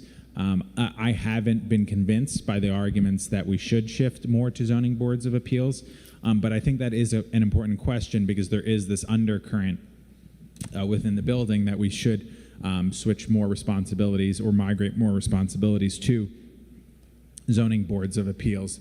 But I think that they're as long as we put the right framework around planning and zoning commissions, I think they are the preeminent experts in local planning and zoning. Maybe there should have been another position that included zoning boards of appeals, but I think it was most important to have someone who is an expert in planning and zoning. Thank you, Senator Martin. So your list of individuals includes a member of a planning and zoning board, through you, Madam President?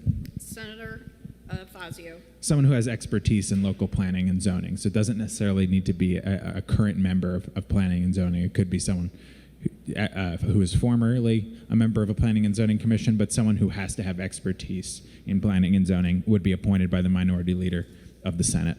Yeah. Senator Martin. Yeah, thank you, Madam President. Madam President, through you, what about a member of the Board of Finance from a municipality? Through you, Madam President. Senator Fazio. That's not included in our language either. The majority leader of the House under this proposed amendment would need to appoint someone who is a business advocacy representative or a Chamber of Commerce member. And so that would hopefully get at the business interest. But you do raise an important point about having someone who represents or understands municipal finances. And I do hope that the members of this roundtable from CCM or the Connecticut Council of Small Towns will bring with them that sort of expertise. That's in our amendment and the underlying language as well, because the potential for policy change to impose significant financial burdens on local taxpayers, on local towns and cities is immense and needs to be at the front of our minds as we consider legislation like this. There were calculations done that found that if fair share in its initial form was passed, that it would impose billions of taxpayer liability on the towns and cities who would ultimately be responsible for building. The numbers are really quite shocking. You have a small town like Ridgefield, I think, is on this list, and the potential liability on the town to build if private developers couldn't would amount to hundreds of millions of dollars. Again, for a very small town with, I think, 20,000 people or less. So you're looking at each individual being on the hook for thousands and thousands of dollars in increased property taxes if the first version of fair share had passed. So having people on these roundtables that represent municipal financial interests, who represent property taxpayers, is important as well. Thank you, Senator Martin. Thank you, Madam President. Madam President, that is so true what the good senator said. There is a financial aspect of this, and having a financial board or someone with a financing background, particularly with a municipal finances background, is so important. Having land developed and built condominiums and multi-family housing, single-family homes. You touch on all aspects of what we are talking about here today, and I know we're talking specifically about this amendment, and the amendment talks about having specific stakeholders who have a plethora of knowledge regarding land use, zoning, and hopefully some of financing background would be included on this task force as well, and maybe as well as some type of environmental stakeholder as well, because that we have to deal with that. When we buy a piece of property, there could be a tremendous amount of a wetlands area that have to deal with, and having that type of individual who can talk to this board or within the board and share recommendations and concerns about, gee, if you do this in a municipality, and maybe it's around train stations, but there are other factors that come into play, and some of that has to deal with the wetlands where this proposed housing could be, and having to deal with a water course, or perhaps there's infrastructure that needs to be addressed as well. And Madam President, something just occurred to me, but through you, Madam President, will there be any public works individual on this task force? Through you, Madam President. Senator Fazio. Thank you, Madam President. To the good senator, no, there wouldn't be. And again, I think you're raising important questions. It's difficult to get an exhaustive roundtable, even one that has 14 members.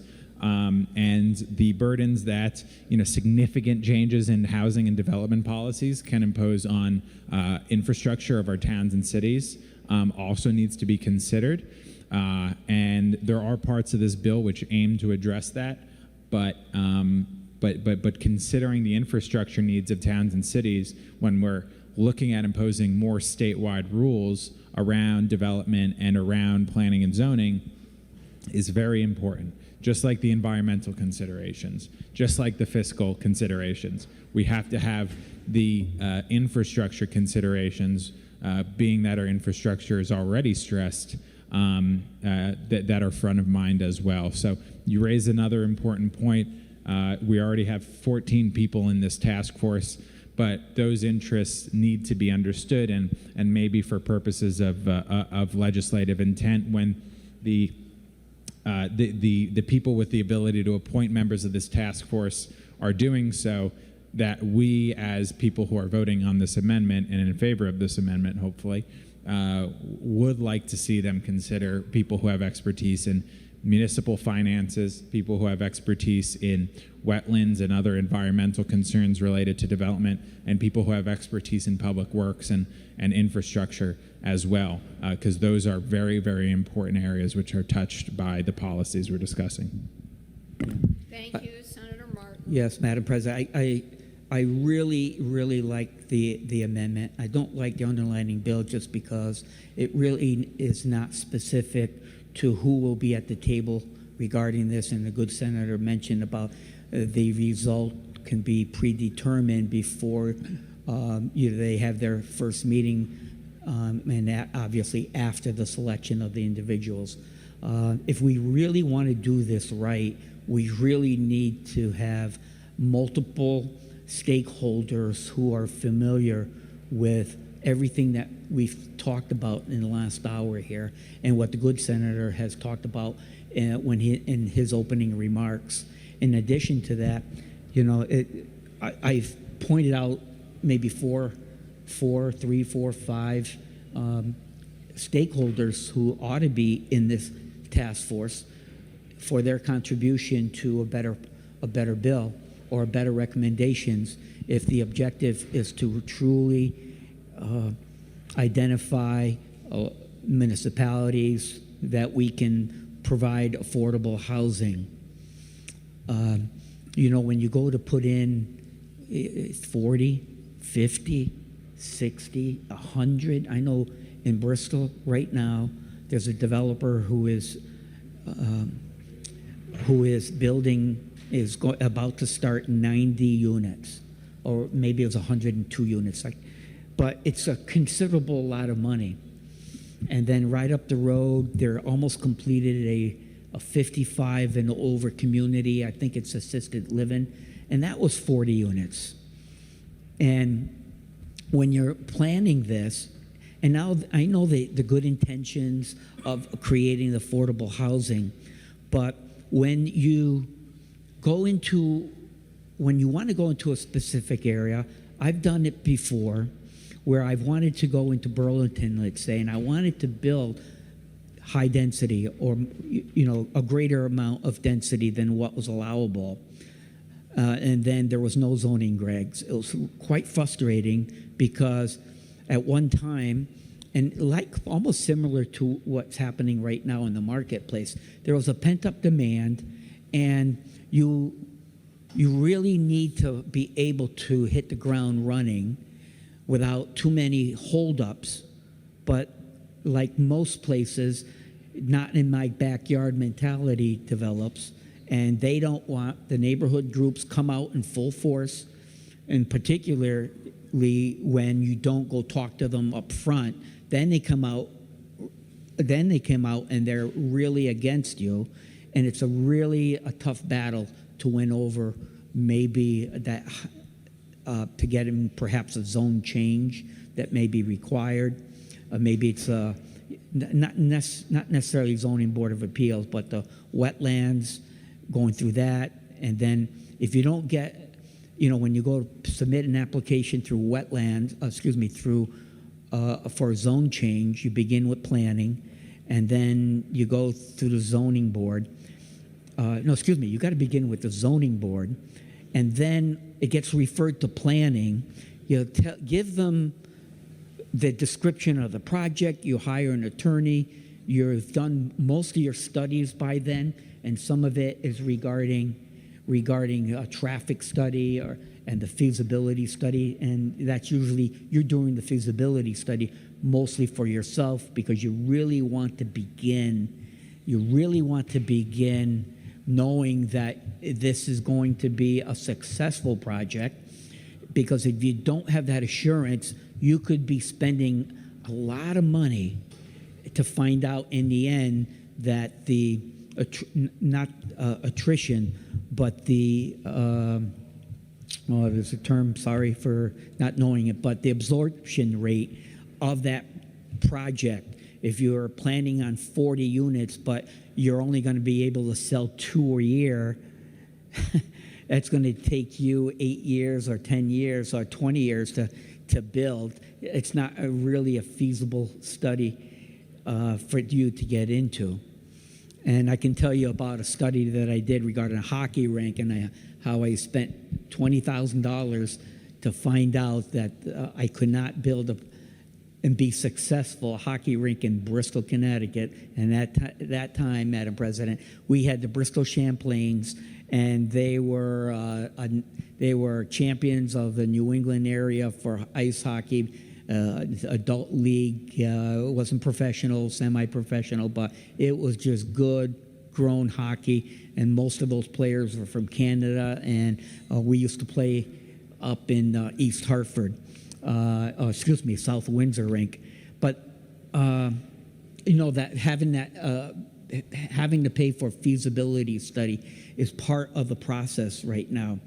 And going into a community where you know that you most likely would be successful, but to be deterred by a zoning board is part of what we deal with.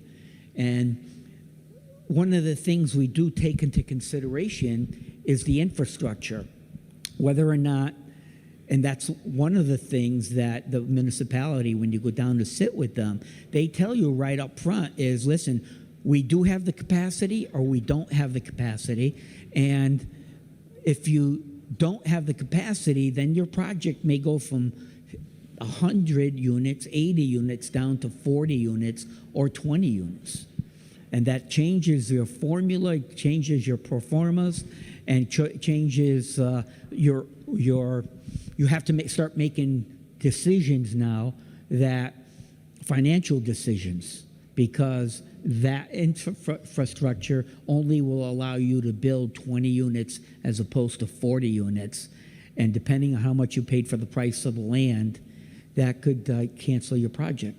So when we're thinking about the state of Connecticut picking areas and specific towns designated as transit-oriented development, whatever the term that will be selected here, there are so many different factors that come into play, and thank God I don't have to deal with street takeovers. It's not, I don't even think about that. But regarding selecting a site or the state telling me where to build or where I can build, going to a rural area or going into a community that the infrastructure is not the right size is costly. And we're trying to create affordable housing. But when you have a sewer line that may be only 4 inches or 6 inches in the street that's running across the development, when you have inadequate water, the line itself, and then you have to deal with the storm system,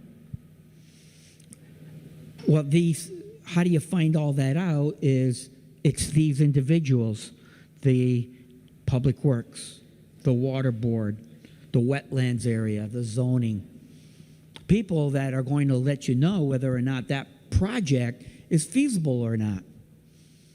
So is this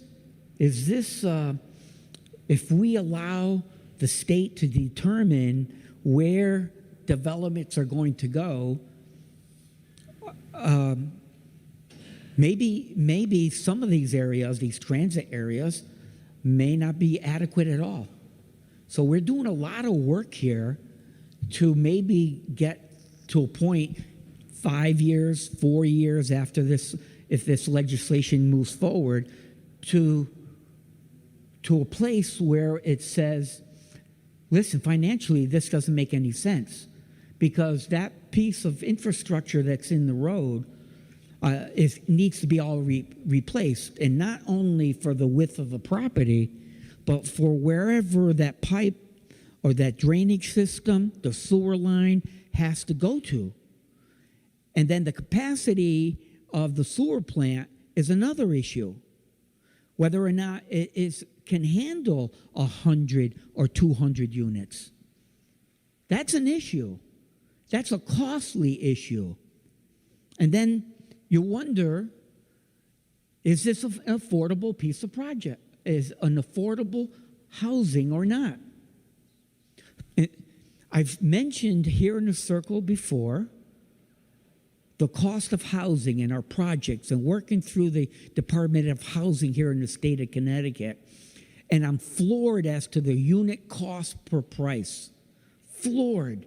Madam President, when we are spending $250,000 to $300,000 a unit for less than 900 square feet, that is obscene. I've mentioned it here. I've mentioned it in Finance Committee. I've mentioned it when I was in the Banking Committee, or when I received a project on my desk to, hey, what do you think of this? And it was a Bristol project, 9 units that I had bid on 20-something years ago, and I was a second low bidder, and it was for the homeless. I was second low bidder, so, all right, you move on, you go to your next project. But fast forward to today, or excuse me, when I was my last year of city council in Bristol, the nonprofit could not support it anymore. So there was some arrangement, I can't remember all the details, but that piece of property had its tie with the city of Bristol and the state of Connecticut, because the funding came from the state of Connecticut to build that homeless 9-unit facility. I lived across the street from it. I grew up across the street from it. It was called the Elms Building, or the Elms Hotel Room. It was single. Stand at ease, Madam. Please have some water.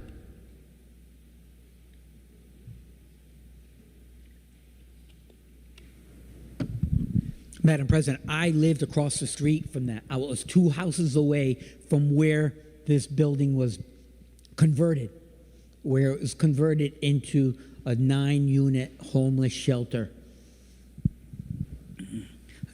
City Council called to a meeting, and that meeting was listen, they are giving it back, we need to do this. And then a second meeting took place. It was an idea.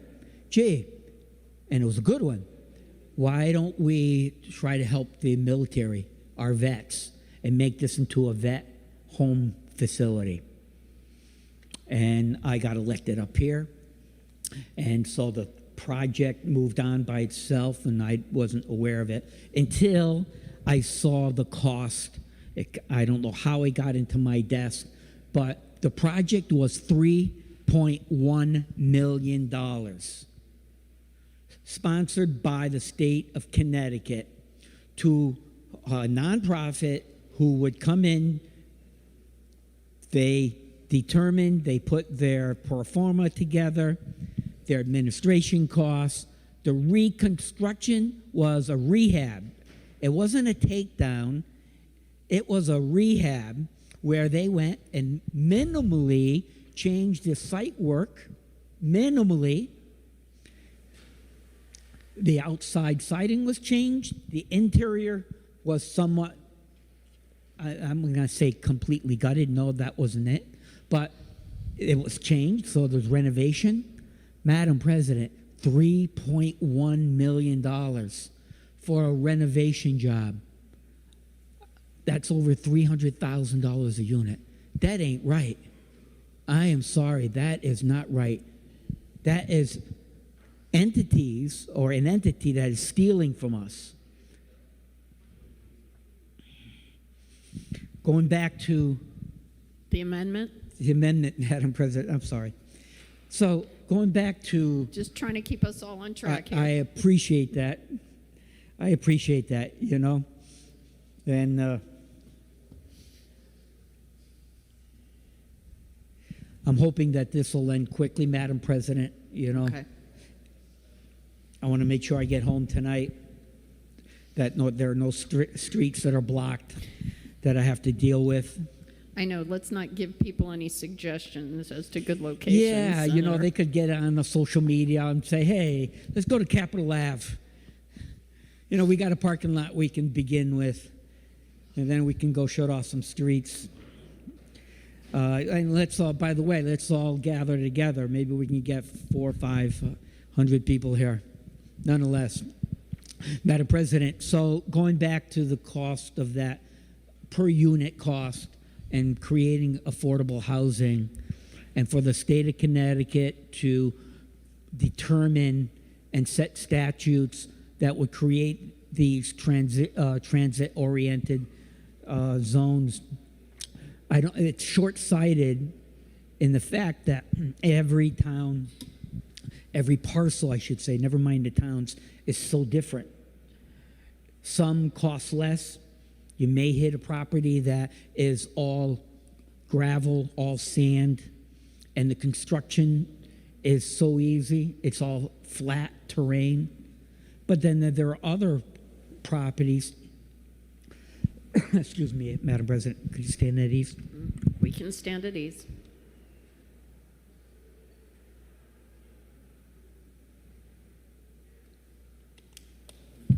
Thank you, Madam President. So there are other properties, Madam President, that are more difficult, and you have to deal with the infrastructure costs. And, you know, I just mentioned the sewer line, the water line, the drainage, storm drainage that's not only in the road, but it's also on the site. And what do you do to retain that water? Because nowadays, those are requirements that you can't just simply dump into a current system. You have to have some type of water retention or detaining area before you allow that storm water to go into the water system. Excuse me. Senator Duff, Thank you, Madam President. Would the Senate stand at ease for a moment? the Senate will stand at ease.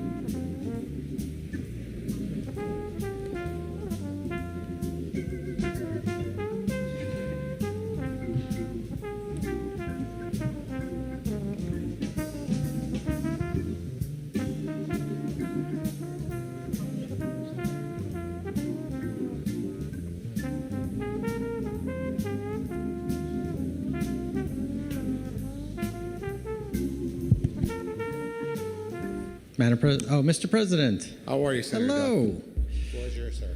All right, Mr. President, Senator Martin had the floor.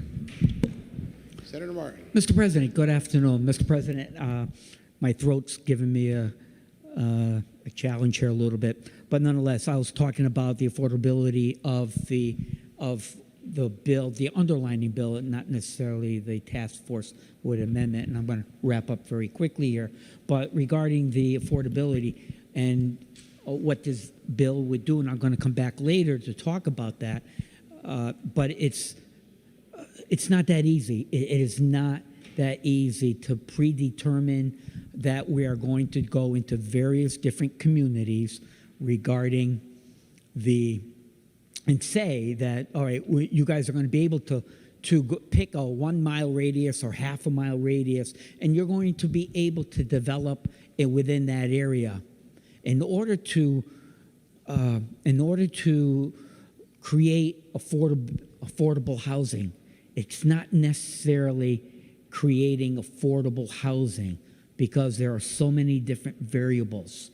Well, Mr. President, I am going to take a little break right now. I am for this amendment. I think it's important that we do not predetermine who the players are going to be on this board regarding leaving it up to just a handful of people because they can select, and you can steer this. I've seen this in construction specs where a job is written specifically for one contractor. What I'm suggesting here is that we should adopt this amendment based on the fact that it provides an array of stakeholders who will be able to truly contribute for what the charge will be of that task force. So, Mr. President, thank you so much for allowing me to speak. Thank you, Senator Martin. Mark further on the amendment? Seeing none. Oh, Senator Moore. Please proceed, madam. Good to see you, sir. I would ask my colleagues to vote no on the amendment. I appreciate the conversation and the debate. The advisory has a very diverse, well-rounded group. I would ask that we have a no vote and a roll call vote, please. Thank you, Senator Moore.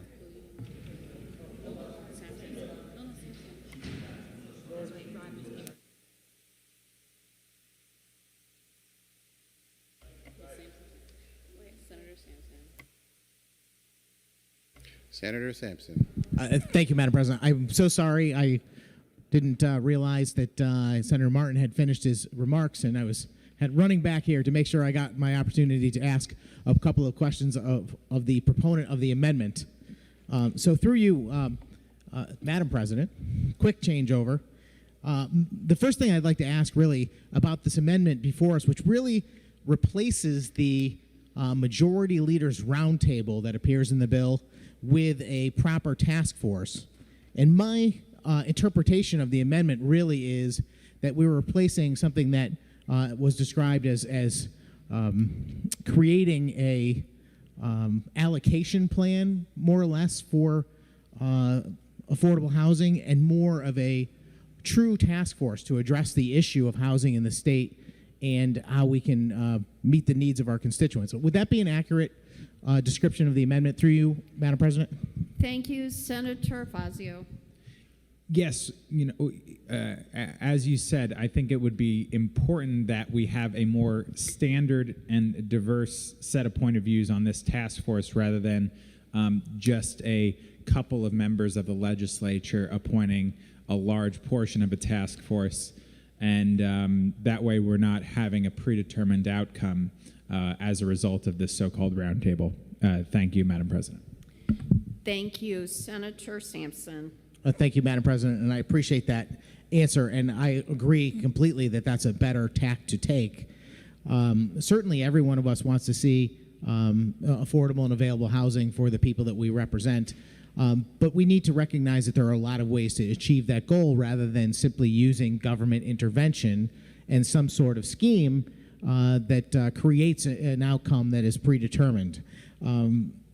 I'm wondering, through you, Madam President, is there anything in the makeup of this task force and the charge that we are giving them in the amendment that would stop them from taking into consideration free market principles and opportunities to advance the cause of housing in the state through you?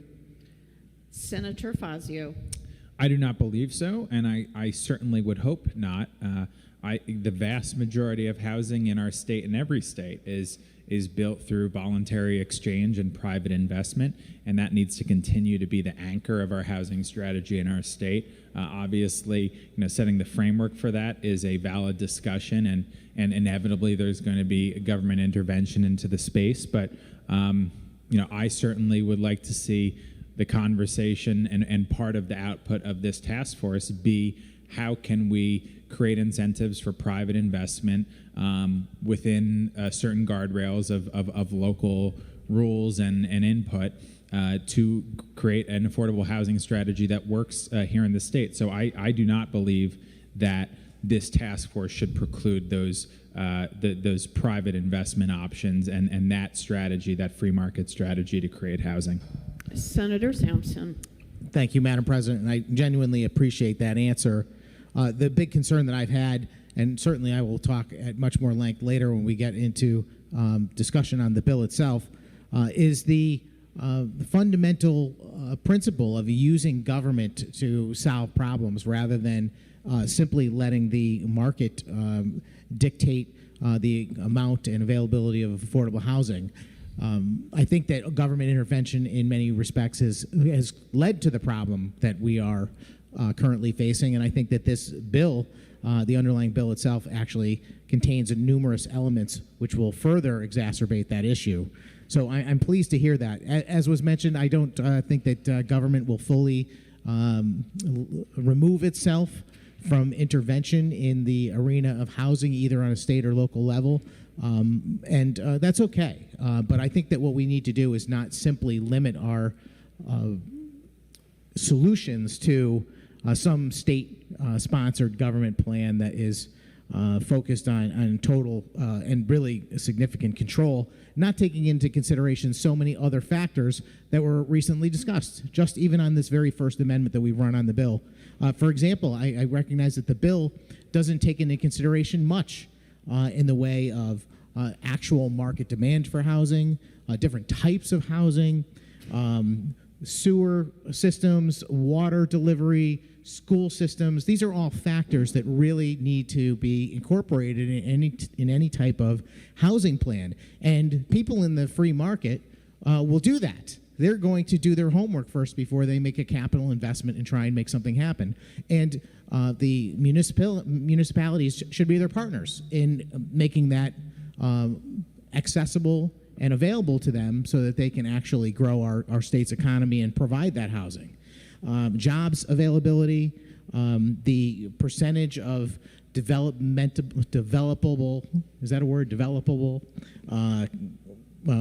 property in any given town, the amount of existing affordable housing, not just using the formula that's used in 830G, for example, proximity to transit, to jobs, environmental impacts. You can go on and on about all of the things that I think are omitted from the fair share proposal that the underlying bill contemplates, and therefore they're missing from the majority leader's roundtable that's contained in the bill. So based on those factors, I think this is an outstanding amendment. I think it's worthy of our support.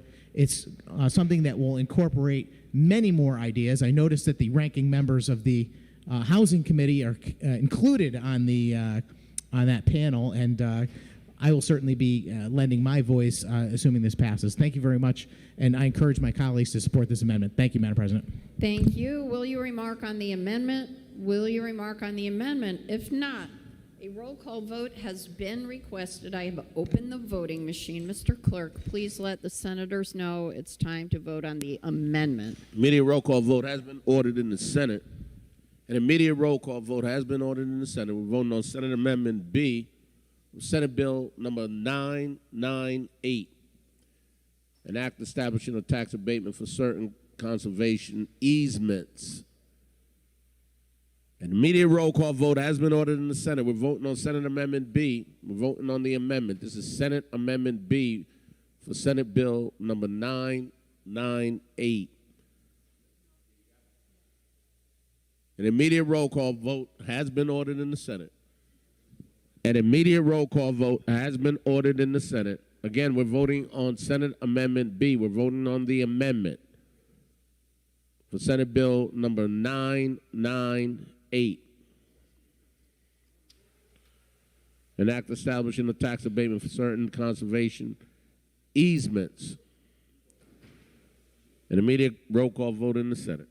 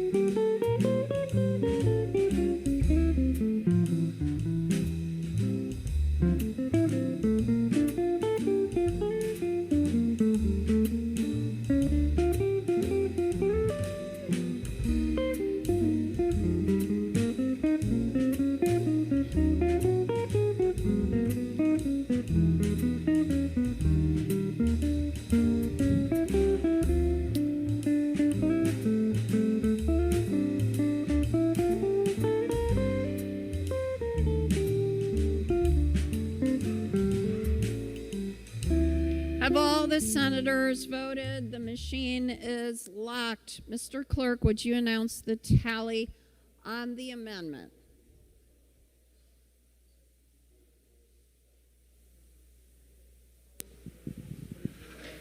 Senate Amendment B, Senate Bill 998. Total number voting 36, total voting yea 12, total voting nay 24, absent not voting 0. Amendment fails. Senator Duff. Thank you, Madam President. We have a couple points of personal privilege, so we're just going to take a pause for a second. I'd like to yield to Senator Kushner. Senator Kushner, do you accept the yield? Thank you, Madam President. I do accept the yield, and it's good to see you today. This is the last day of our session. It's just been an honor to represent the district and to see all of you here today. I rise for a point of personal privilege to introduce to you 3 interns who come to us from Ridgefield High School. They've been working with me and my aide, Haley Zawolinsky, for the last month. And what's remarkable is that these are some of the best students. They're seniors. They'll be going on to amazing schools and amazing opportunities, but they've done so well in school that they get off for the last month to do this internship, and it is really a reward from your hard work and your good work. So I have really, being with them the last month is a really unusual month because it's not like when we're doing public hearings and we're doing committee meetings. We're in here racing around all day, but I know they have told me that it's been a very good experience where they get to see us operating and that it's different what one might have imagined or learned in school. So it's a great opportunity, and I feel very privileged to have had them work with me. So I want to really congratulate Isaac Graber, Mila Rosenzweig, and Nandini Kalani. I've enjoyed so much getting to know you just a little bit, and I know we're going to get to know each other better, and appreciate all your work and your commitment to service and to civics. So thank you for being here. Congratulations. Thank you. Good luck. Enjoy your summer and good luck in school next year. Senator Duff, Thank you, Madam President, for a point of personal privilege, please. please proceed. Thank you, Madam President. As we know, this is our last day of our legislative session, and life goes kind of back to normal after today. And I'm just so pleased and proud to announce that one of our own at one of our SDO staff, our wonderful staff members, Julie Anderson, is getting married this Saturday. And she has, because of that, her family is up here from Georgia, and we wanted to welcome them into the chamber. We have Paul Anderson, Kathy Anderson, wave your hand, Kathy Anderson, and Joe Anderson, her mom and dad, and her brother, and we wanted to give them a special welcome and to congratulate Julia for her upcoming wedding on Saturday. Thank you, Madam President. Congratulations.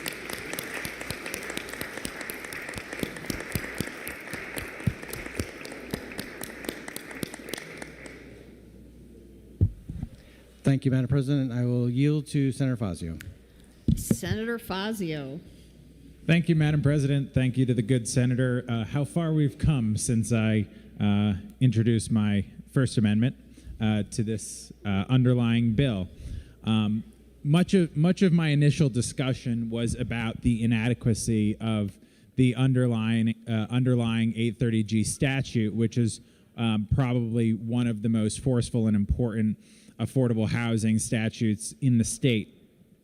And so a lot of the legislation that I and others have proposed at the onset of this session and prior sessions is to improve 830G and ensure that while it also employs more local input into development, it actually does achieve its goal of creating more affordable housing and accurately reflects the progress that towns and cities are making. So for that reason, Madam President, the clerk is in possession of LCO number 9943. Madam President, will the clerk please call that amendment? Mr. Clerk. LCO 9943, Senate Amendment C.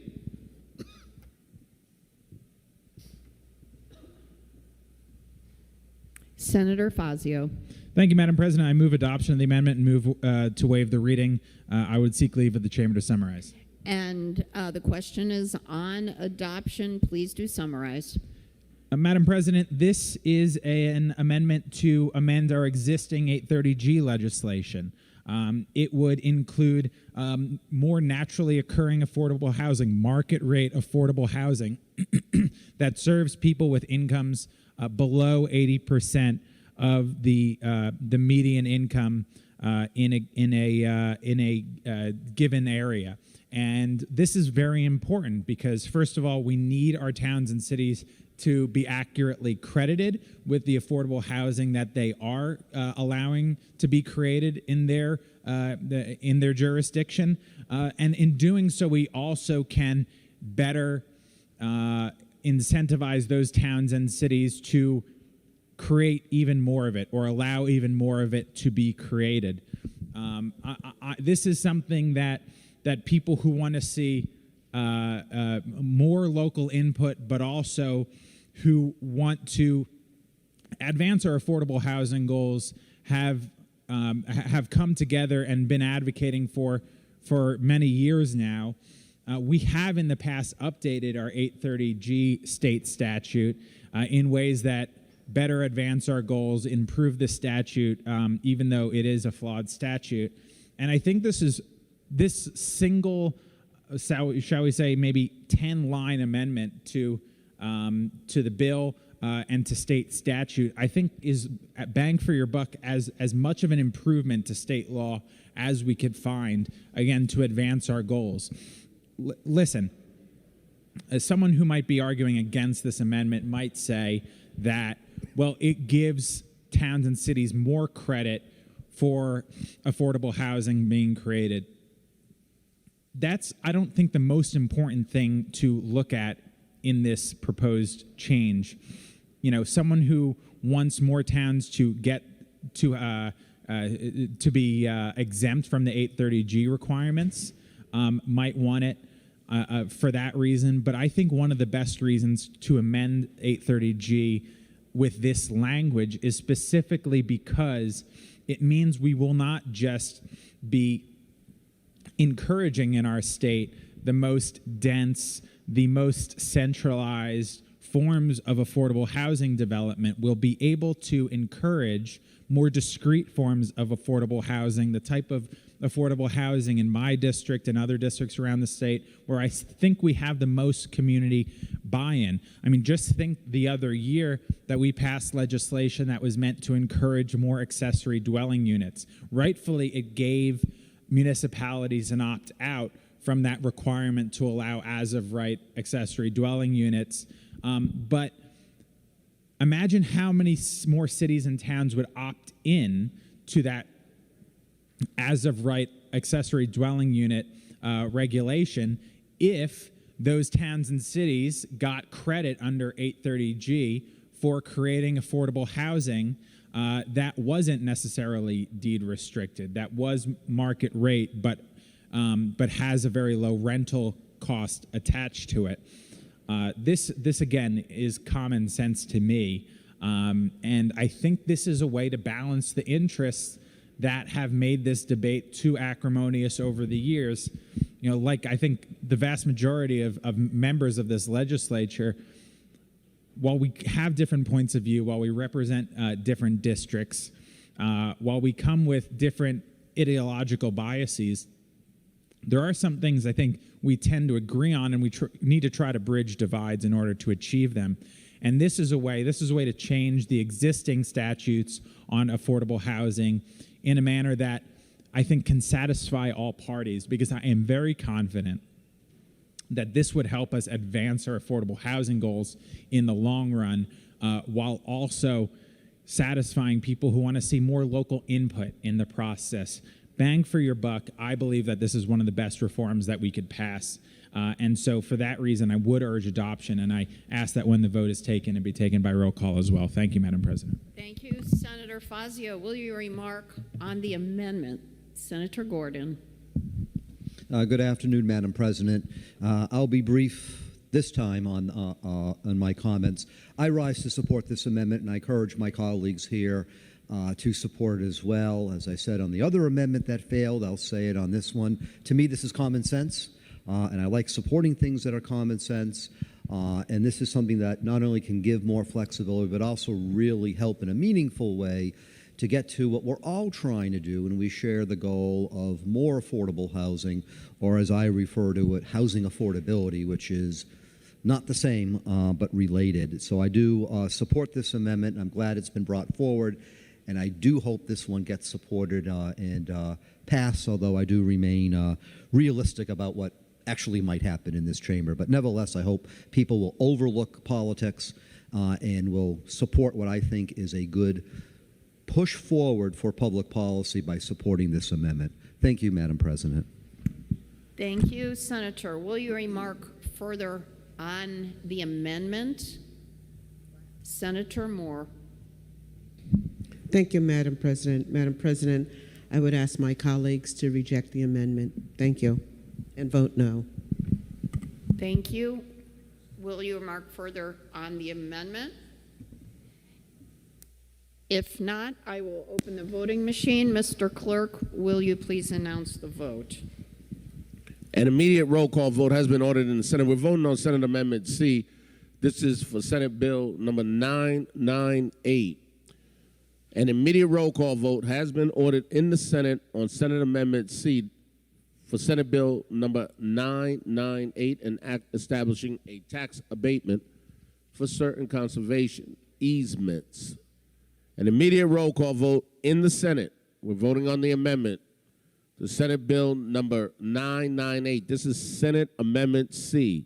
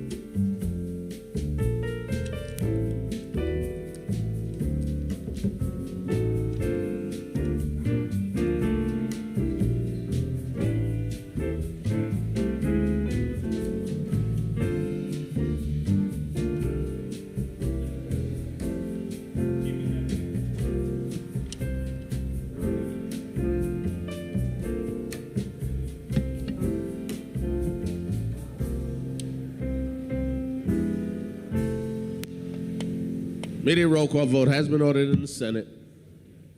An immediate roll call vote has been ordered in the Senate on Senate Amendment C, Senate Bill 998.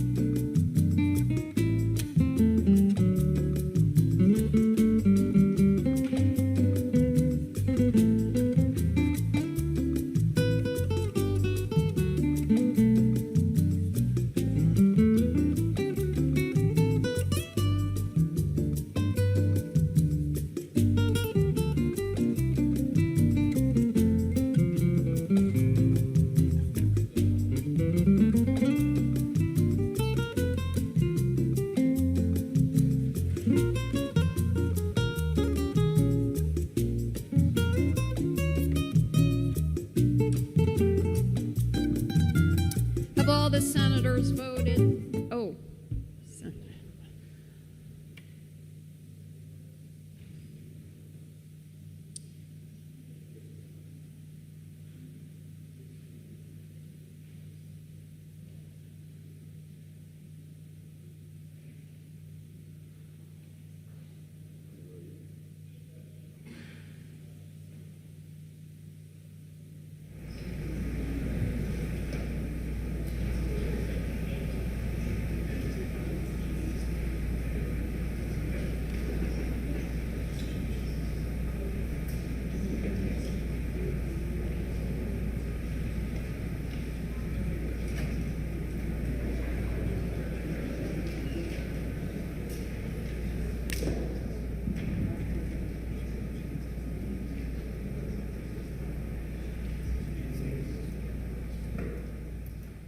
Have all the senators voted? The machine is locked. Mr. Clerk, please give us the tally.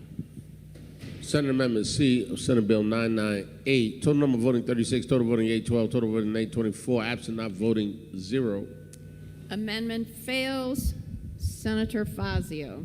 Thank you, Madam President. I'm obviously disappointed to see the failure of that amendment. Again, I believe there's a lot that we can do to make housing affordable in the state, to create more opportunity in this state, while also ensuring that localities, that communities have input in the process.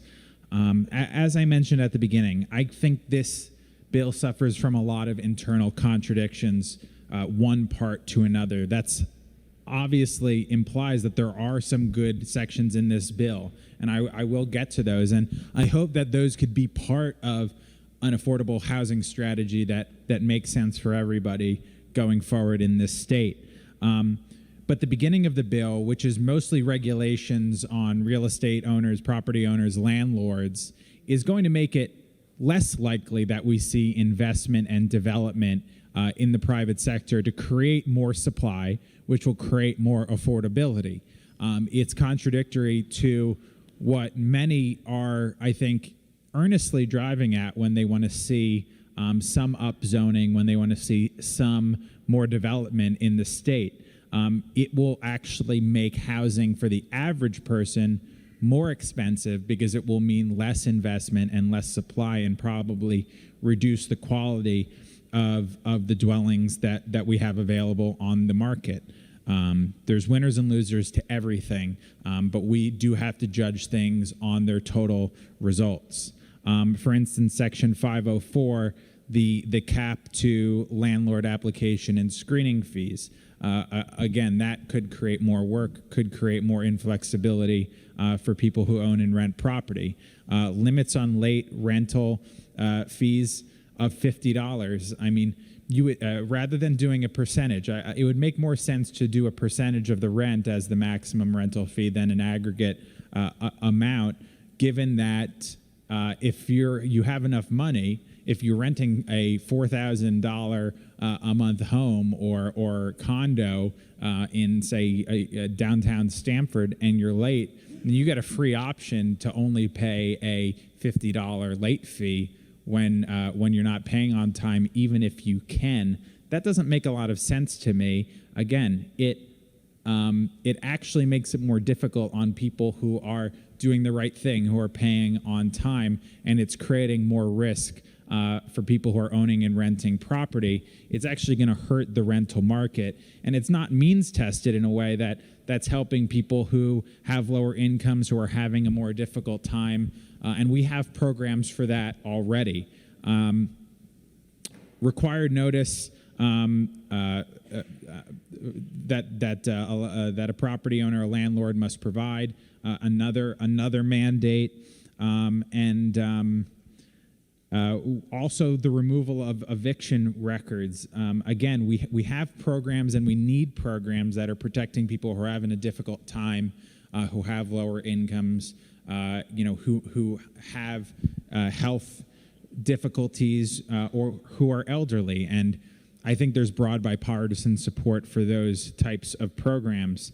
But totally removing eviction records for people who might be beating the system is going to make things more difficult on the rental market on the whole. It's going to make things more difficult for people who are honest participants in that market, because there's no way to tell who's acting in bad faith and who is actually doing their best to pay their rent on time, to have an amicable economic relationship with the property owner. And so I've seen firsthand in my area, I've met people along the way who basically just cheat on the rent, and they continue to do so month after month until they get pushed out and do it then to someone else, and they actually have a bad reputation in the area.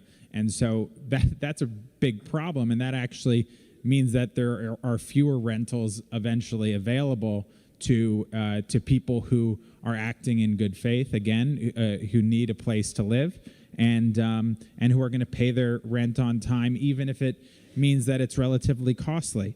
I don't think that's fair to people, and so that's another mandate that's just going to make this market work less for the general public. That said, I think we also need to give credit to sections of this bill which would make things better. There is for workforce housing opportunity development projects, this revokes building permit fees. I mentioned earlier that reducing the cost of fees that the state imposes to build affordable housing is a sensible option. It will reduce cost, and it'll obviously incentivize more development of affordable. I think there's a workforce housing opportunity development section, tax exemption. There's some conveyance tax exemptions for building affordable housing, and maybe the fiscal note on those or the cost to towns on those will be too high. But that is a good conversation to have, and certainly one that I'm willing to have. And I think that would be a path we could go down to both create more affordable housing and to garner widespread bipartisan support for such projects. But in the end of the day, this bill has too much bad in it. It brings us further down the wrong path of undermining our basic traditions, our basic values in Connecticut of home rule, of local control, and also will fail to meet our economic goals of creating a more affordable and more prosperous Connecticut with more opportunity for all. We know there's a better way of doing this. We know there's a better way of doing this. We see it all across our state. I see it all across our district, where there is a broad consensus, even in a district that really loathes policies and initiatives like this. There's a broad consensus that we need to do more on a local level, and we will do more and continue to do more on a local level to build affordable housing. But in places like I live in Greenwich, we now have a nonprofit affordable housing trust, which is raising money in order to subsidize affordable housing projects to get them over the economic finish line, and do so in a way that has the buy-in of members of the community. Oftentimes, the developer is on the cusp of building or not building, and that added subsidy can make the difference of producing more affordable housing. And this affordable housing trust enables us to have some flexibility with the 830G laws in order to accomplish that. That is a positive innovation. It's something that I hope other towns and cities adopt as well. And it should also be a blueprint for state policy. We can do this moving the ball forward and giving flexibility to towns and cities.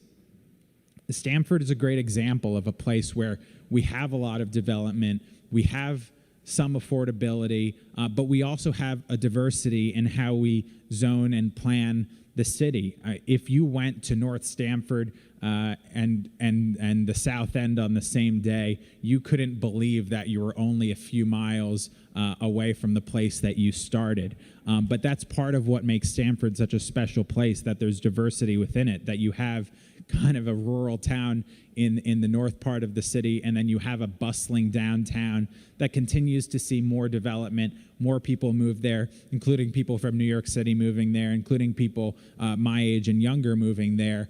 And we wouldn't want a one-size-fits-all for Stamford, so certainly we would not want a one-size-fits-all for all of Connecticut. And yet we're debating the early steps of a one-size-fits-all type legislation that will impose a mandate of potentially hundreds of millions of dollars on some towns and cities that's designed and directed from Hartford.